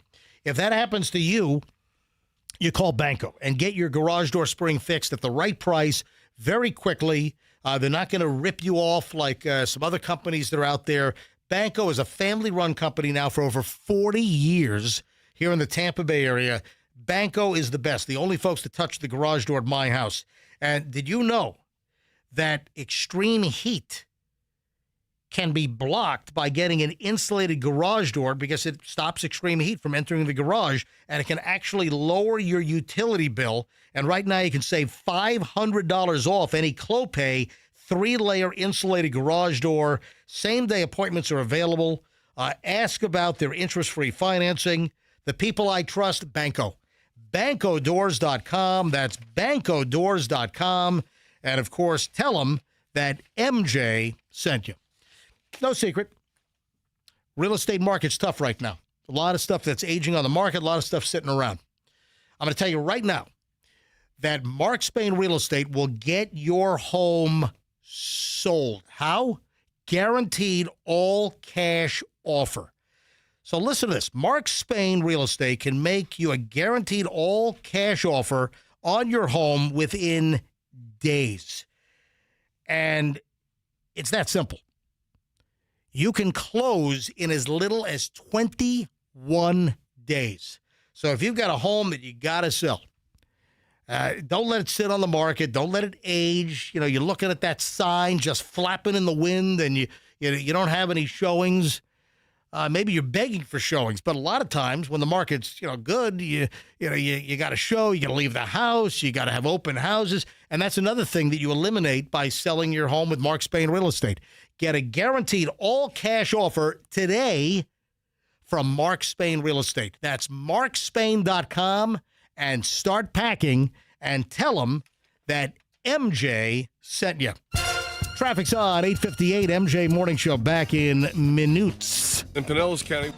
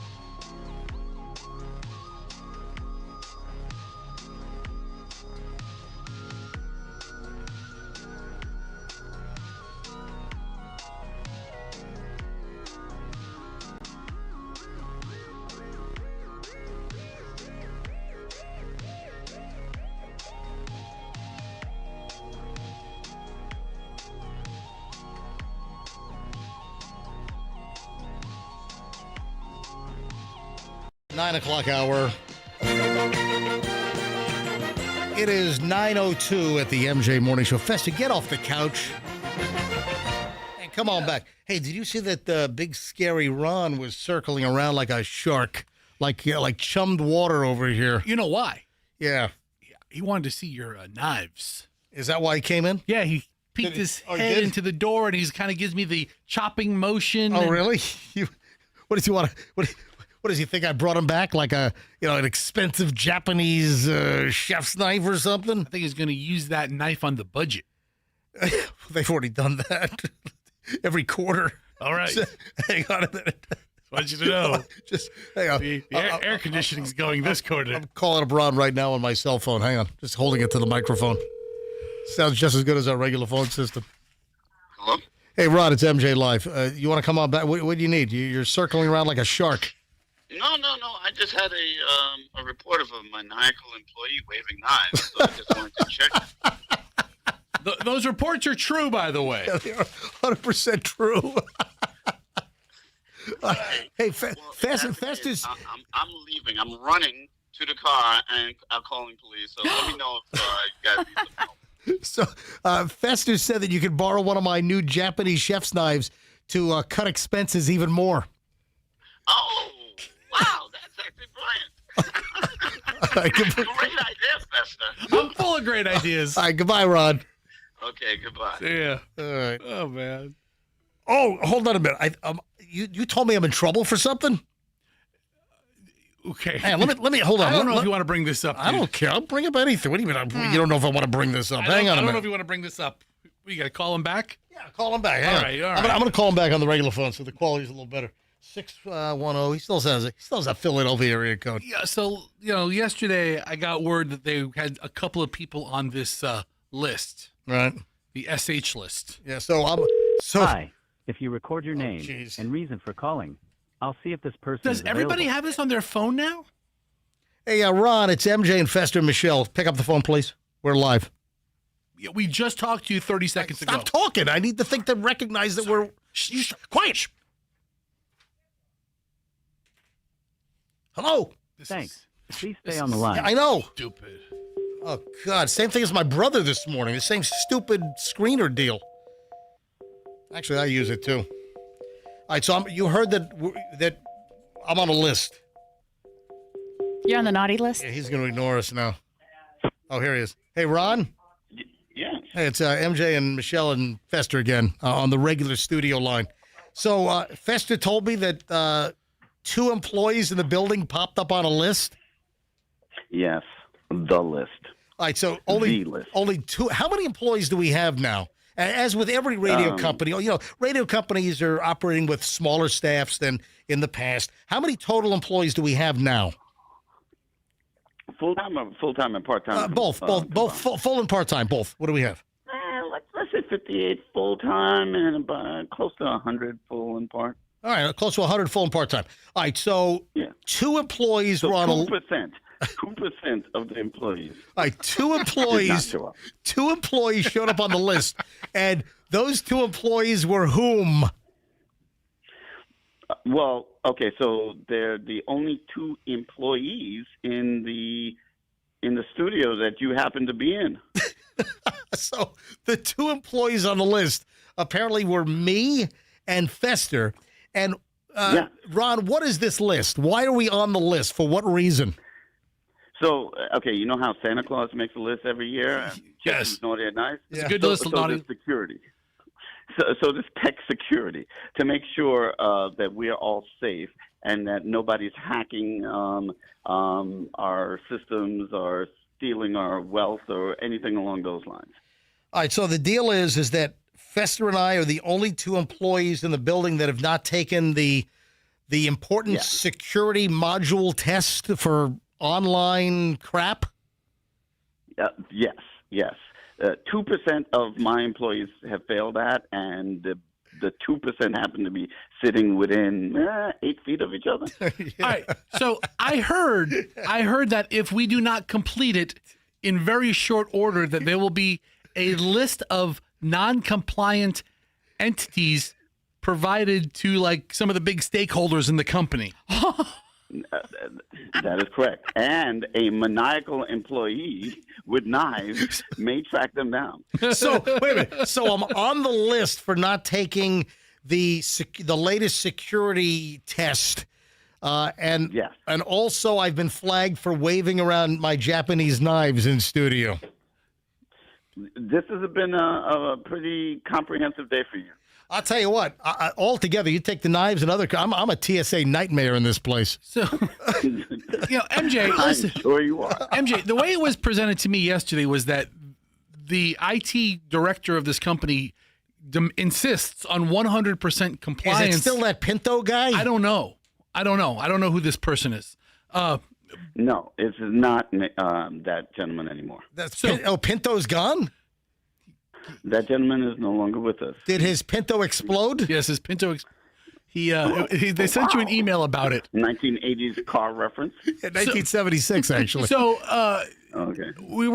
I was told that it has to be 100% compliance, and of all of the properties that our company owns, or what? We are we might be the only two in the company that haven't taken have not taken it. The security module. And they are making a list of non-compliant entities, the whole Tampa market would be a non-compliant entity because we don't have 100% because of us. Guess what? I want to see what happens if we don't do it. Oh, no. We do not want to see what happens. And the security is 45 seconds. So you and your non-compliant partner can resolve this in short order. You're saying it takes 45 seconds to do the online module? I think maybe a minute and two. I will tell you, you will not invest 3 or 4 minutes total in this endeavor. Fester, you already did yours? So I got cornered by... Oh, you got bullied into... So now it's 1%. I'm the only person in the whole Tampa market that hasn't taken the security module. Ron, when you update your list this morning, you'll see that there's only one name on your list now. It's him. So 1% of my employees. Okay. So, Ron, do you realize that I've never logged on to a computer in this radio station in 6 years? I don't want to hear that. Why? There's no reason. I don't need to log on to like the computer system that runs it. That's all. It's already. Seriously, Ron, I have never logged into one computer in this building. I log in from home. I mean, I have well, hold on a bit, but I don't go into like the company systems here. The only thing that I will log into is like company email, but I do that on my own laptop. And even my laptop that's sitting here, I use the guest Wi-Fi. I'm just on the regular guest Wi-Fi, like some schlub from Tire World comes in. As soon as your show's over and you finish threatening other employees with sharp objects, knives, you can log on. And take up 57 seconds on average to finish the security. I don't even know. Hey, dude, I don't even know where I log on to take this module. Festa will show you. Okay. I'm not the guy. I'm not. You have to have somebody a little bit higher up than me to show him. I'm sorry, Ron. I barely figured it out. It's an email. It's in the email. They sent you an email in the last couple of days. I haven't checked company email in months. Okay, great. Well, start today. All right, bro. Thanks, Ron. Okay. All right, bye. Okay, bye. Listen, I'm in the twilight, man. I'm just having fun. I'm in the twilight of my career, all right? With an 11.8 share, number 125 to 54 Nielsen last month. Well, we're not for July ratings. While we are not afraid of the complete twilight, we're not trying to speed it up either. So just take this damn little certification. August, September. And do you want this to be the thing that takes you out? Yeah. He didn't complete the 1 minute security quiz online. Yeah. Plus, you're only as good as your last Nielsen month because August and September we could suck. You know what? And it starts with donkey. Wow. All right. So, I move it along. We got to do gifts. Yeah. And I think Max, Max is coming in. Okay. So Max is coming in. Chris had to go to one of the transmitter sites. Okay. All right. For some gift giving. All right. So we'll do gifts in a second.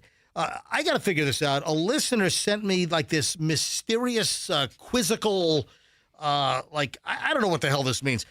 Tanya Boss. Tanya Boss sent me a direct message on Instagram at Certified MJ Radio. That's Certified MJ Radio. Tanya Boss sends me, hey, MJ, welcome back. I've been listening to the best ofs, even though I heard some of them before. I've been wondering, who's the young lady who says, wake up, really loud on your breaks? I love it. I have no idea what the hell Tanya Boss is talking about. Andrew, do you have any idea? Is there some young lady that yells? Is it in one of our sweepers? So, is it a commercial that runs on streaming? I don't know. So, in the studio where we broadcast, we don't always listen to them because we're doing other things, but we can hear the on-air, on the radio commercial. Hang on a minute. But the streaming services or the Spotify they put their own. But wait a sec. We've got a whole rotation of, we call them bumpers or sweepers or rejoiners. They're the little, the MJ Morning Show, blah, blah, blah, blah, blah, blah, blah, Q105, that we play at the end of commercials to come back into the show. Andrew, can you go through our whole list in there and just listen and see if there's one where some lady yells, wake up? How many do we have? We got like 30 or 40 of them. We got a bunch of them. Let's go. I just added new ones, a couple of weeks back before break, and, I chucked out, we probably had, since we've been back, we've had a couple of hundred. But, I rotate them. I throw out, I give some a rest, or I lose them completely. Did you specifically request a woman yelling, wake up? I can't remember.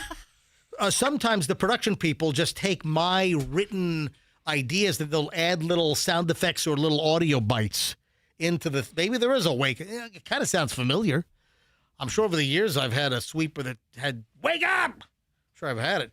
Andrew, let me know if you find some sweeper so we can help Tanya Boss out on this deal. Thanks, Tanya. Oh, boy.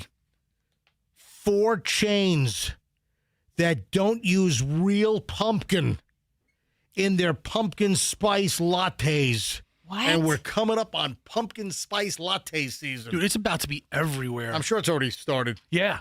I'm sure some places have already rolled it out.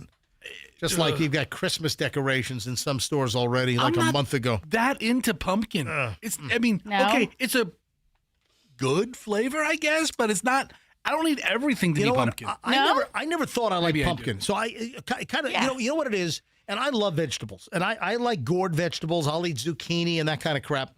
And what is you have zucchini, and what's the white one? What's the yellow one? Squash. Squash. All right. So I'll eat zucchini is the green one and squash is the yellow. I don't mind those. And pumpkin's in the same family. But you know what? I've always been turned off to pumpkin because when you scoop out the freaking pumpkin guts when you're carving a pumpkin, that's some nasty crap. Okay. That's like you're reaching into some corpse and you're pulling out organs or something. That's a good analogy. It is, of course it is. You're exactly right. All right. So I've never been like a pumpkin person. I've just kind of been turned off. However, I've learned to like certain types of pumpkin. And for instance, there's a dim sum place up in New York. Traditionally, have you ever had the steamed spare rib at dim sum? It's like they're chopped little pieces of pork rib that's in like a sauce. And traditionally, it has the Chinese black bean in the sauce. And for instance, locally at China Yuan over on Armenia in Tampa, they've got great dim sum going on Saturday and Sunday morning and midday and afternoon. So they've got great dim sum at China Yuan. And they have this steamed pork rib that I speak about. They do it in the more traditional sense, which I love, which is just with the Chinese, the black bean. But there's a place up in New York in Chinatown called Golden Unicorn.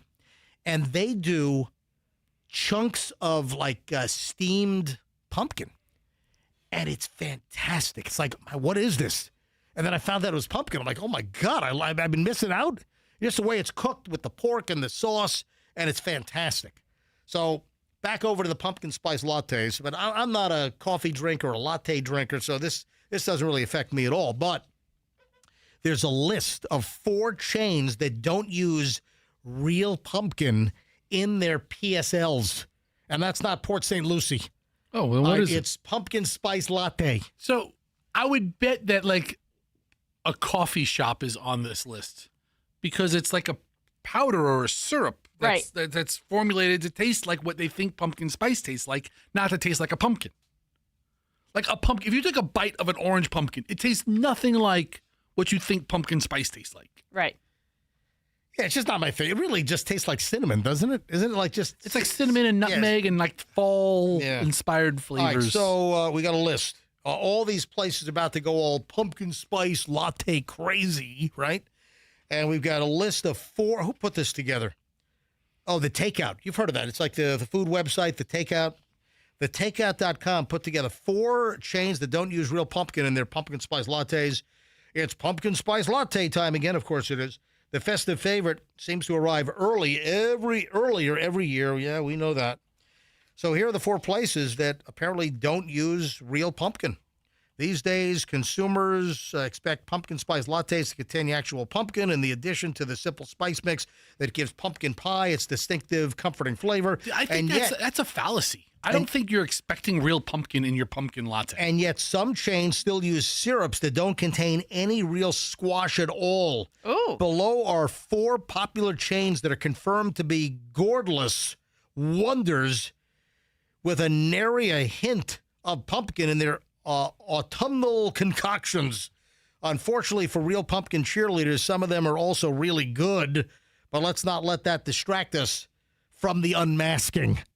Are you ready for the unmasking of places that don't use real pumpkin in their pumpkin spice lattes? Number 1 is Krispy Kreme. What? Krispy Kreme takes its fall menu seriously. This year, its classic pumpkin spice latte, the PSL's part of the autumn lineup, includes 4 donuts and 1 other latte flavor, Apple Crisp. This year, the seasonal offering appeared eye-wateringly or early, with all items arriving in stores before mid-August. The level of enthusiasm might help explain why Krispy Kreme is the only brand that's fully upfront about the omission of pumpkin from its pumpkin spice latte. The copy on the brand's website describes its version of the seasonal drink as espresso-based, flavored with pumpkin pie sauce and topped with whipped cream and pumpkin spice seasoning. It also states in no uncertain terms that the drink does not contain real pumpkin. Hey, listen, I give Krispy Kreme credit for honesty. Do you want chunks of pineapple floating in your coffee? You said pineapple? I'm sorry, pumpkin. Yeah. Are you having a stroke? All the P words. I was thinking like boba. You know what? I want the stringy guts hanging out of the cup of my coffee. I want the stringy pumpkin guts. But do you want real pumpkin in any of this? Pumpkin spice is cinnamon, nutmeg, cloves, and ginger. You're not going to have chunks of pumpkin floating around like bubble tea. Yeah. You know? Okay. So far, I'm not mad at Krispy Kreme. Who else? All right, who else? Let's see. McDonald's. Yeah, McDonald's is on the list. What does it say about McDonald's? Yeah, I'm not surprised by any of this. McDonald's might not be the first chain you think of when you hear pumpkin spice latte, but there is a McCafe interpretation of the classic PSL. Well, there is, if you're lucky, according to speculation by fall flavor fans on Reddit. It's only available at participating locations. So not all McDonald's have pumpkin spice latte, apparently. Sure they will as the season comes closer. Who else? Is Dunkin' on the list? Where'd my wife go? She just took off. I think Chloe's coming to the studio today. Andrew can go get Chloe. No. I wouldn't trust her with Andrew. Well, I wanted to wait for... Was she here for McDonald's? Or did she split? Oh, Andrew thinks he found the wake-up screaming lady. All right, hang on. We'll get to that in a second. Finish the list. All right, so Krispy Kreme, McDonald's, and now Dutch Brothers Coffee. I think there's one... Is there one down here on 4th Street? Dutch Brothers Coffee. Hey, Michelle. So did you hear McDonald's is on the list? And then Dutch Brothers Coffee. Have you ever had Dutch Brothers Coffee? I have not.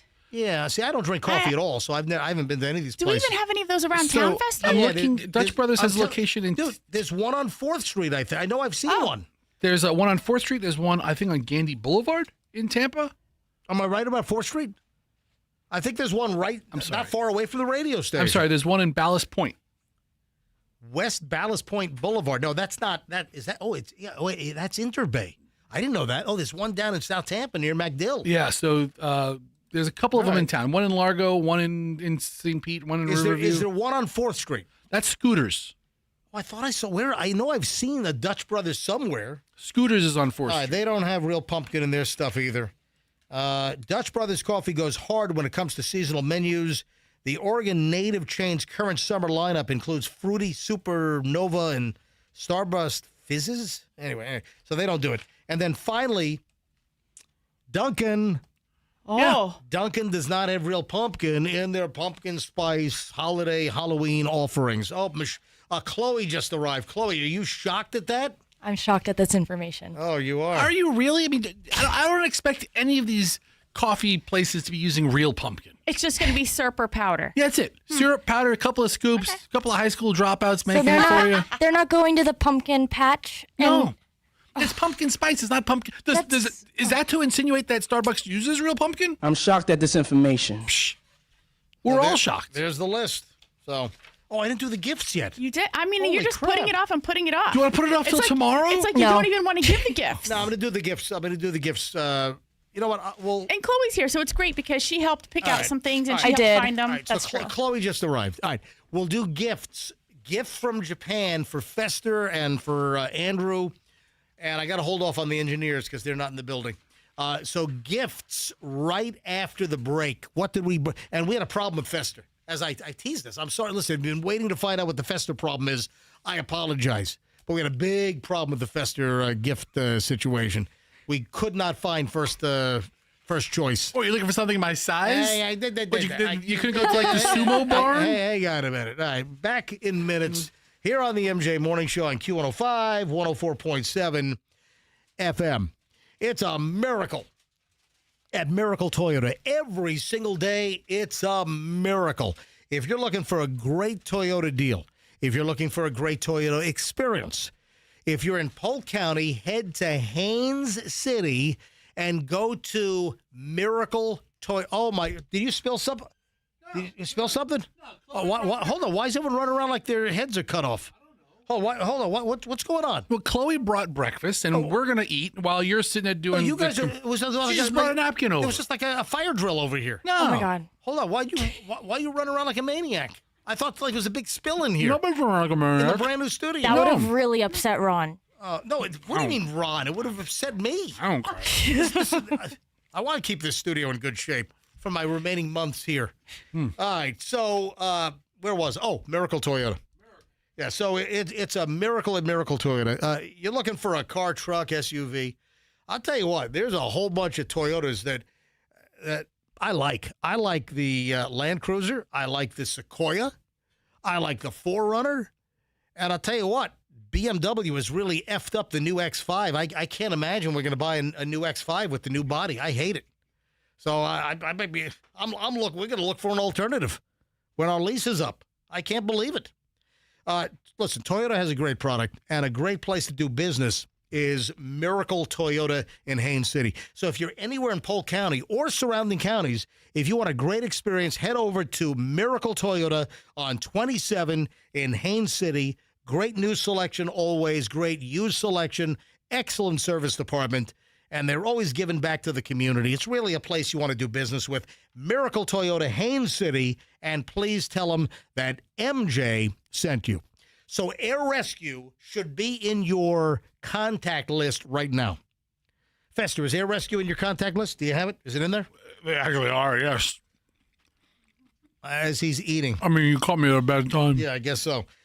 Folks, Air Rescue, do it now. I'm going to give you the phone number. Air Rescue should be in your contact list for whenever you have an air conditioning problem. It's 888 never wait. 888 never wait. And, of course, the website is airrescue.com. Air conditioning breaks, hot summer day. You need help. You need emergency service. You need someone there fast. You call Air Rescue. So any kind of repair. You mention me, MJ, get 10% off. Oh, also, right now during August, they will waive the $89 diagnostic fee with a repair. So if you get a repair, typically you've got $89 diagnostic. They'll waive that, and you just pay for the repair and not the diagnostic fee, which is very common in the industry. Mention me, MJ, 10% off. You need a new air conditioning system. They'll take your old system and give you a $1,500 trade-in credit, even if it's some, 17, 20-year-old piece of junk, they'll give you $1,500 on the trade-in for a new air conditioning system. Hurry. It's airrescue.com, formerly Plan B Air Conditioning. Airrescue.com, and tell them that MJ sent you. Traffic on. Let's grab Shriner Final Look. Final chunk, MJ Morning Show, and the gifts next. In Pinellas County, we have a crash on...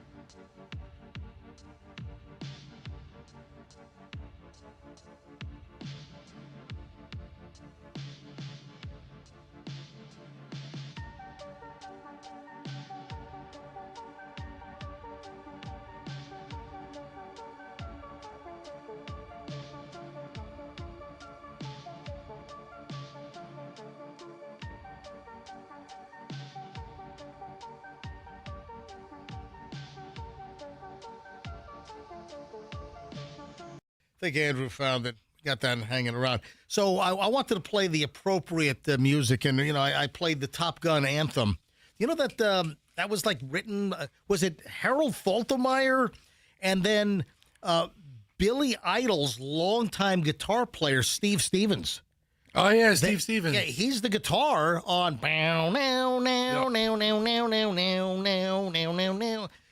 Very talented guitar player from, I think, Brooklyn, New York. Wow, it's like I'm listening to a podcast. Yeah. Anyway, where was I? Oh, so I played that because when I think of, like, eagles soaring, I think of Fester. Do you really? What? Eagles soaring? Yeah. That's the name of the piece? You look very aerodynamic and flight-worthy. Anyway. Listen, a blimp was aerodynamic. Okay? That's not... All right, so, Fester, we had a tough time.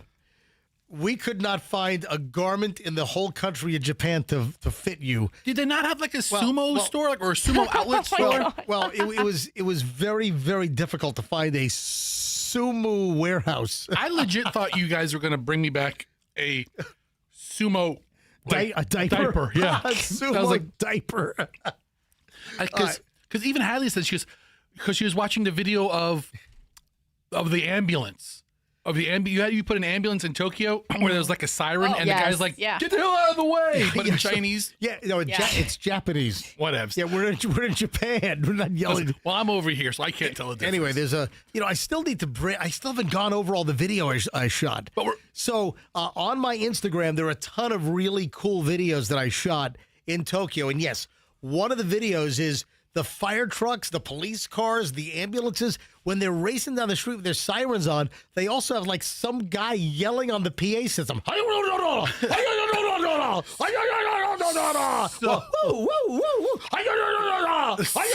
They're yelling. So that video came up on the Instagram feed while you were on vacation. Right. And then Hadley says, you think they're going to bring back a present for you? And she didn't even think about the whole family, but she thought about, for me specifically. And I go, yeah, if they can find a sumo warehouse, they will. And that's where I left it. It's not the men's warehouse. It's sumo. Hey, bring up my Instagram. Let me play the, while we're talking about this one, let me play the Tokyo ambulance and fire truck. All right. And I'm telling you, they're yelling over a PA system while they're racing down the street. And I think they're saying, get the hell out of the way. And I swear, there's one of the clips where it sounds like the guy is going, so go bring up my IG. All right. You got it? Yeah, right there. There we go. All right, go ahead and play it and hit unmute and go. Here, not only do emergency vehicles have sirens, they're also yelling stuff from a loudspeaker. All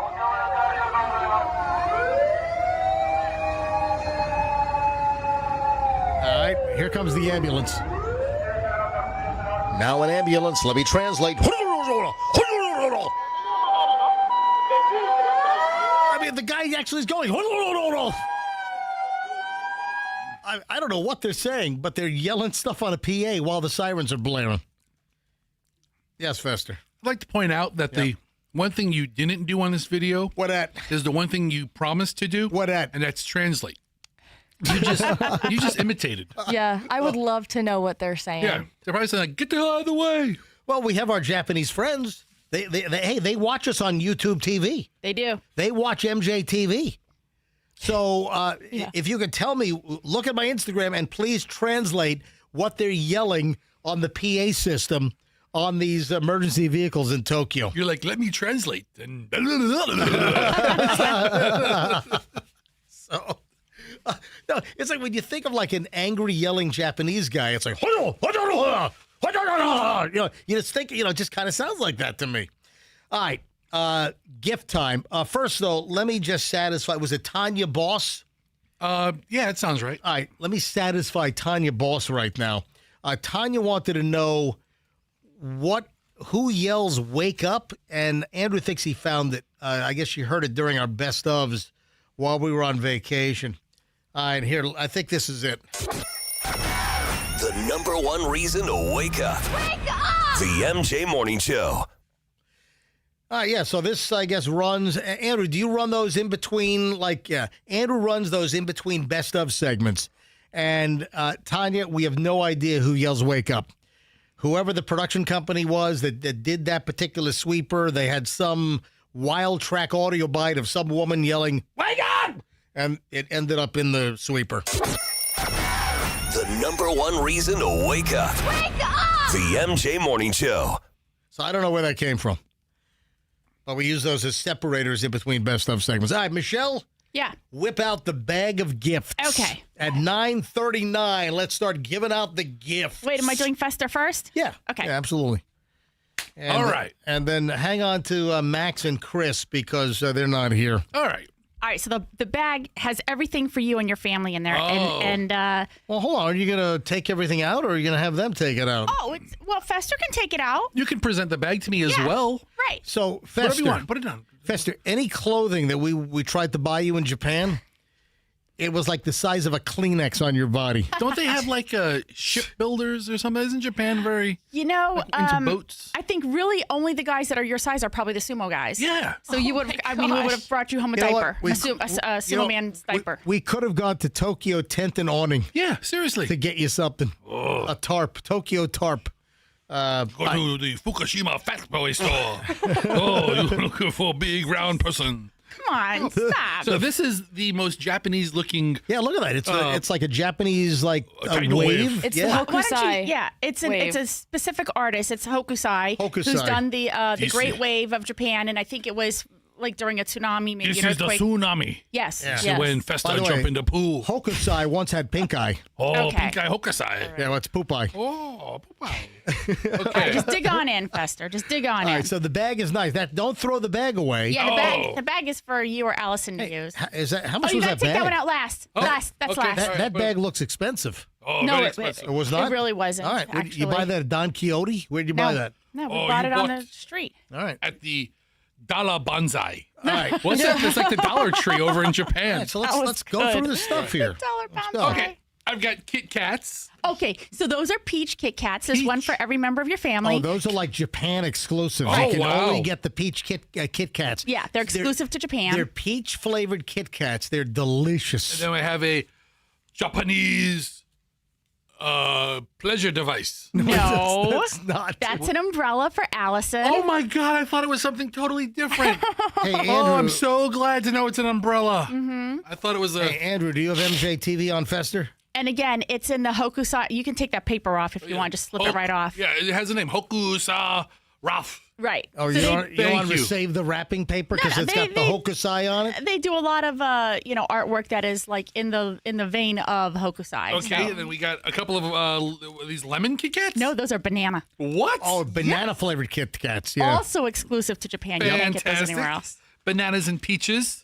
Now you better take those home and let the kids have theirs. I will be eating all of them in the car. So wait a minute. So where? And then we got some clothing here. Hold on. Is Fester opening up all the gifts or no? Yes, he's showing all the gifts on the camera. But you don't know what's in the cylindrical thing. It's an It's an umbrella. umbrella. Okay, it's an umbrella. You want me to open the umbrella? I'll open the umbrella. No, don't. I think it's bad luck. Don't open it in the studio. Yeah, but- I mean, I want to open the All right. umbrella. I thought it was, like I said, something completely different. But Kit Kat's umbrella, Hokusai bag. Here's a T-shirt for. That's not for Fester. That's for Hadley. this is what is it? What is it? Oh, Japanese something. Japanese character. Oh, that's it's sushi, right? Is this That's sushi. What is that? Dad, I can't see. They're just those little Japanese like- Nomi-like characters look that, like that pa- are. I love it. That's for Hadley. She will wear it to school tomorrow It and looked not like- know what it says. Look like delicious tekamaki to me. If No. any Japanese people can tell me what this shirt says, I can tell you in about 20 seconds. Okay. Oh, you're going to Google Translate? Yes. Okay, hold on. It says dumb American. Oh, you stupid American! You buy this T-shirt. All right, next. Let's go. Come on. I got a lot of stuff All to right, do. we got that. No, you don't. You have nothing else to do. No, I do have a lot to do. And then we have this Save it for T-shirt tomorrow. That is for Hudson. with Is that Angry Panda?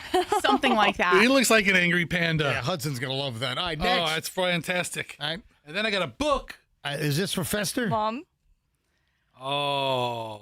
Michelle, you know me so well. Well, you know what? It was not my first pick for you, but we happened to all be together, and Chloe saw it, and she was like, Mom, you got to get that for Fester. We try to find you a T-shirt, but anything we found would look like a washcloth on you. We've never really talked about why this is important to you and Hold I. on, what is it? I don't even know what it is. Japanese death poems. Oh, God. You bought him a book on Japanese death poems? Because Fester and I do this thing where when people die, Morbid haiku. They're death haikus. Yeah, Yes. Death haikus. Sick Michelle and Fester death haiku. It's really an art. 575, right? It is, right? It's an art. Chloe joined our little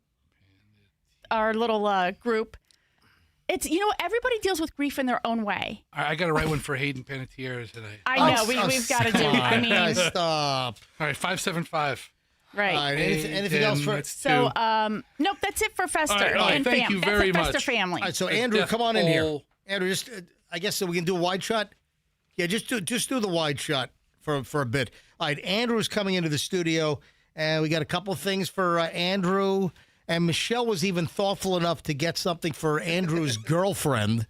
So, Andrew, get on the mic. What's the Andrew family? Andrew, look at the bag. That was a very thoughtful bag, by the way. Yeah, I saw that right away. Oh, hey. All right, describe the bag and hold it up to the camera. Holding up to the camera. Okay. Disney Tokyo. So, did you go to Disneyland Tokyo? No. Of course. We went and got the bag and what's inside for Andrew. We did not go. We saw Mickey Mouse in Japanese. No, we did not go to Tokyo Disney. But look, you've got a nice canvas bag with Mickey, and it says Tokyo on it. So it's a Tokyo Disney bag. Oh, what's that? And what is that, Michelle? That's going to be a T-shirt. You can take it out. Oh, look I don't at want to that. open it up. Is it Andrew size? Yo, that's for Andrew. Like Andrew wears like a XXX in Japanese. No. It's like Japanese Mickey. XXX. It's Mickey in Like a in Japanese. Well, it's Mickey in a kimono is this T-shirt. Right? Look, Oh, wow. Andrew, you look got at to wear that. that tomorrow. Hey, open it up because it says Tokyo. Hold the thing up. It's Mickey, and it says Tokyo. Have a nice trip. It says I Tokyo. hope it fits. Then it says, have a rice trip. It doesn't. All right. Then, did you get something for his girlfriend? The bag. Oh, the bag's for the girlfriend. Well, I mean, it's for them to share, really, Yeah. honestly. I wouldn't know what to get sweet Lori. I mean, listen, you guys are both adult Disney freakazoids, Yeah. so we got you, Hey. Who says we're Andrew. adults? Yeah. Andrew, you wear that T-shirt to Disneyland? Oh, Girls are going to be all over you. Disney World. Disney World. I don't go to Disneyland. Apologies. You wear that to the Disney in Orlando or Lake Buena Vista, chicks are going to be flocking to you. You're going to be beating them off with a stick. Mm-hmm. Never realized how bad that sentence sounds until just now. Thank you. you're welcome. You're welcome. Thank you, There you guys. go. Thank you very much. And thank you for that very morbid book. Well, I don't know that our humorous haikus necessarily embrace the spirit of that book. They might. I think that's the book I'm supposed to read like while I'm on my deathbed. All right, Maybe. It's written by monks. Speaking of morbid, there is some new Hayden Panettiere. How do you say her name? Is it Panettiere? I don't know because I wasn't really familiar with her. I mean, I knew. I saw some things she was in. I thought it was Hayden Panettiere, but then I heard Hayden Panettiere. Both of them are probably correct. One's correcter than the other. I don't know. All right. But So the latest update is that TMZ reporting that Narcan was found in the apartment. I mean, it sounds like it might have been either accidental or suicidal drug overdose, is what it's sounding like. Chloe, you leaving? You're going, Yeah, Chloe? she's leaving. The show's Hold got on, 10 what are these? What are these? We got 6 Stop. minutes left. You can't hang out? All We're right. going on. All right. Bye, Chloe. All right, so Hayden's death, Narcan found in apartment. Hayden Panettiere, or someone close to her, was treated with meds typically used for overdose victims, according to TMZ. We've confirmed through sources in Greenville, South Carolina, that Narcan was found in the apartment where she died. Narcan is administered nasally to reverse the effects of an opioid overdose, and we're told the device used to dispense it was found on a mattress. So, hold on a minute. So, was there an attempt to dispense? We're told that first responders on the scene mentioned an overdose and CPR efforts while reporting back to dispatch. However, we also know 2 ambulances rushed to the apartment, which seems to point to 2 people in distress in the apartment. So, it's unclear who received the dose of Narcan. We're also told epinephrine was used on the scene, and that could track with the initial 911 call of a woman in cardiac arrest. Epinephrine, a.k.a. adrenaline, is commonly used to resuscitate patients that are having cardiac arrest. So, I'm sure more deets are going to come out. Was she with someone? But no. Well, her boyfriend was recently released from prison. Oh. Yeah. Okay. And he was in prison or jail because of a domestic violence situation between the two of them. So there was some speculation that I read somewhere, and I wasn't really confident about the, the veracity of the information, that he might have actually been present when this was happening. Because as you're pointing out, that we don't know whether somebody else was treated. It just seems like there was somebody else in the room or with her in her, apartment. Did he flee the scene? We don't know. Or did cops take him away? Anyway, I'm holding up Narcan right now to MJTV. I keep Narcan here in the studio. It's in an unopened package.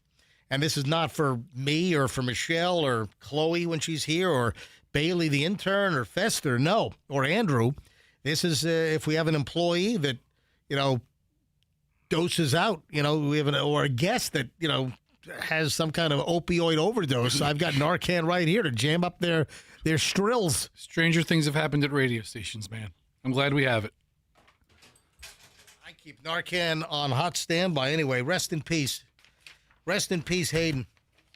I've got Narcan in the car as well.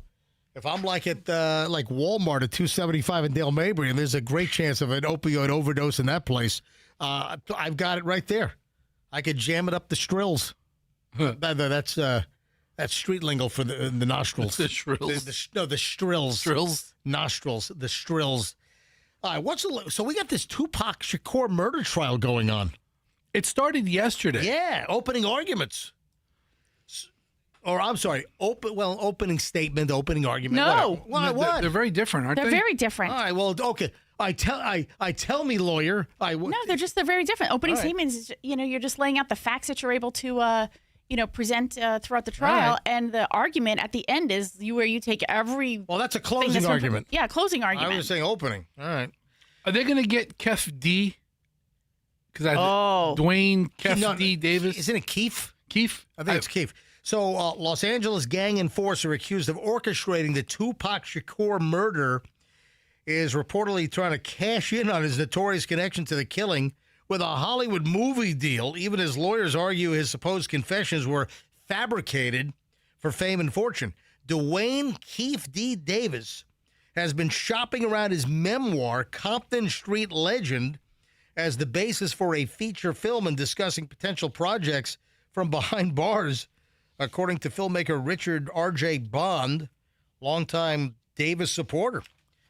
So Bond said the alleged negotiations could undercut the 63-year-old defendant's central argument that his years in public admissions about the 1996 Las Vegas murder were exaggerated or invented to sell books and build his celebrity.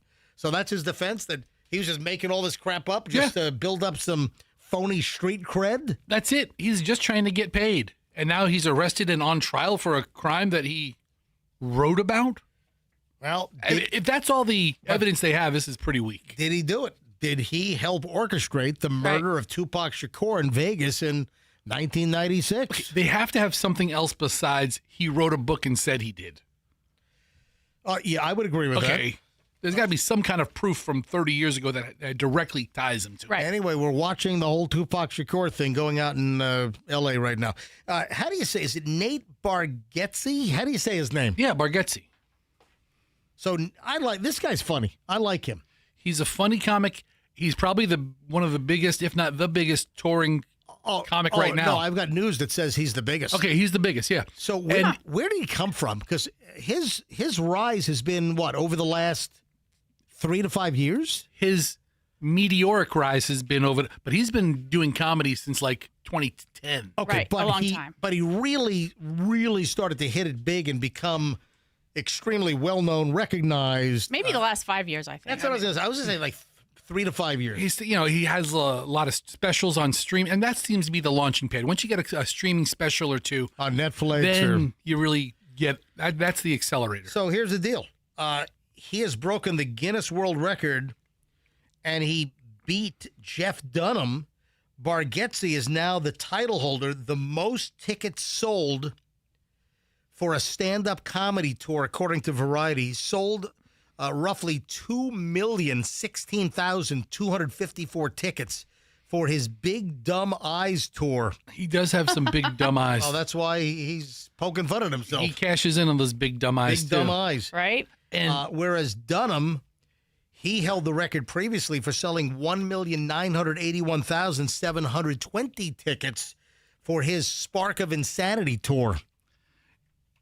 You know, the thing about Nate and his act, it's all clean. Right. There's no profanity. I mean, it's mildly racy at times. Yep. But it's a comedy act that if you wanted to watch it with the family, you're not cringing. You know, or I've tried to watch a couple of comics with my kids, and I'm like, okay, this guy ain't for us. Ha ha ha. He and Shane Gillis have a very similar delivery, but totally opposite separate content. Yeah, I agree. All right, good for him. A lot of stuff we didn't get to today. So again, getting back from vacation, we didn't touch on the Perez Hilton thing yet. Did he self-mutilate himself? I saw that he was streaming and he was bleeding while he was streaming, and people called authorities. I think he self-mutilated. His family fled the house. That's a good word, mutilate. Oh. And listen, we know Perez Hilton. I mean, we haven't talked to him in years, but I did run into him at the airport. What was it, like Dallas, Fort Worth? I ran into him like maybe 9 years ago, and he remembered us because we helped him out when he was down and out. We gave him a TV when he was broke as a joke. Exactly. We sent him a television set because he had no TV when he was just getting started as like a celebrity gossip guy. Back on his page 666 days. Exactly. We got to go. All right, we'll get into this more tomorrow on Perez Hilton and all that. Folks, have a great day. We'll see you back. Oh, we got to vote, Michelle. Oh, folks, it's voting day. Yep. Vote. I'm going to say two names: Louis Aguila and Liz Jack. One side of the bridge. All right, Liz Jack for judge in Pinellas County. That's Liz Jack for judge, and Louis Aguila, Louis for judge in Hillsborough County. Just two folks we know. All right, so those are the two. We don't do a lot of political recommendations, but these are nonpartisan judgeships. Pinellas, Liz Jack, and then Louis Aguila in Hillsborough County. Folks, have a great one. We'll see you back here tomorrow. MJ Morning Show on Q105, and let's be careful out there.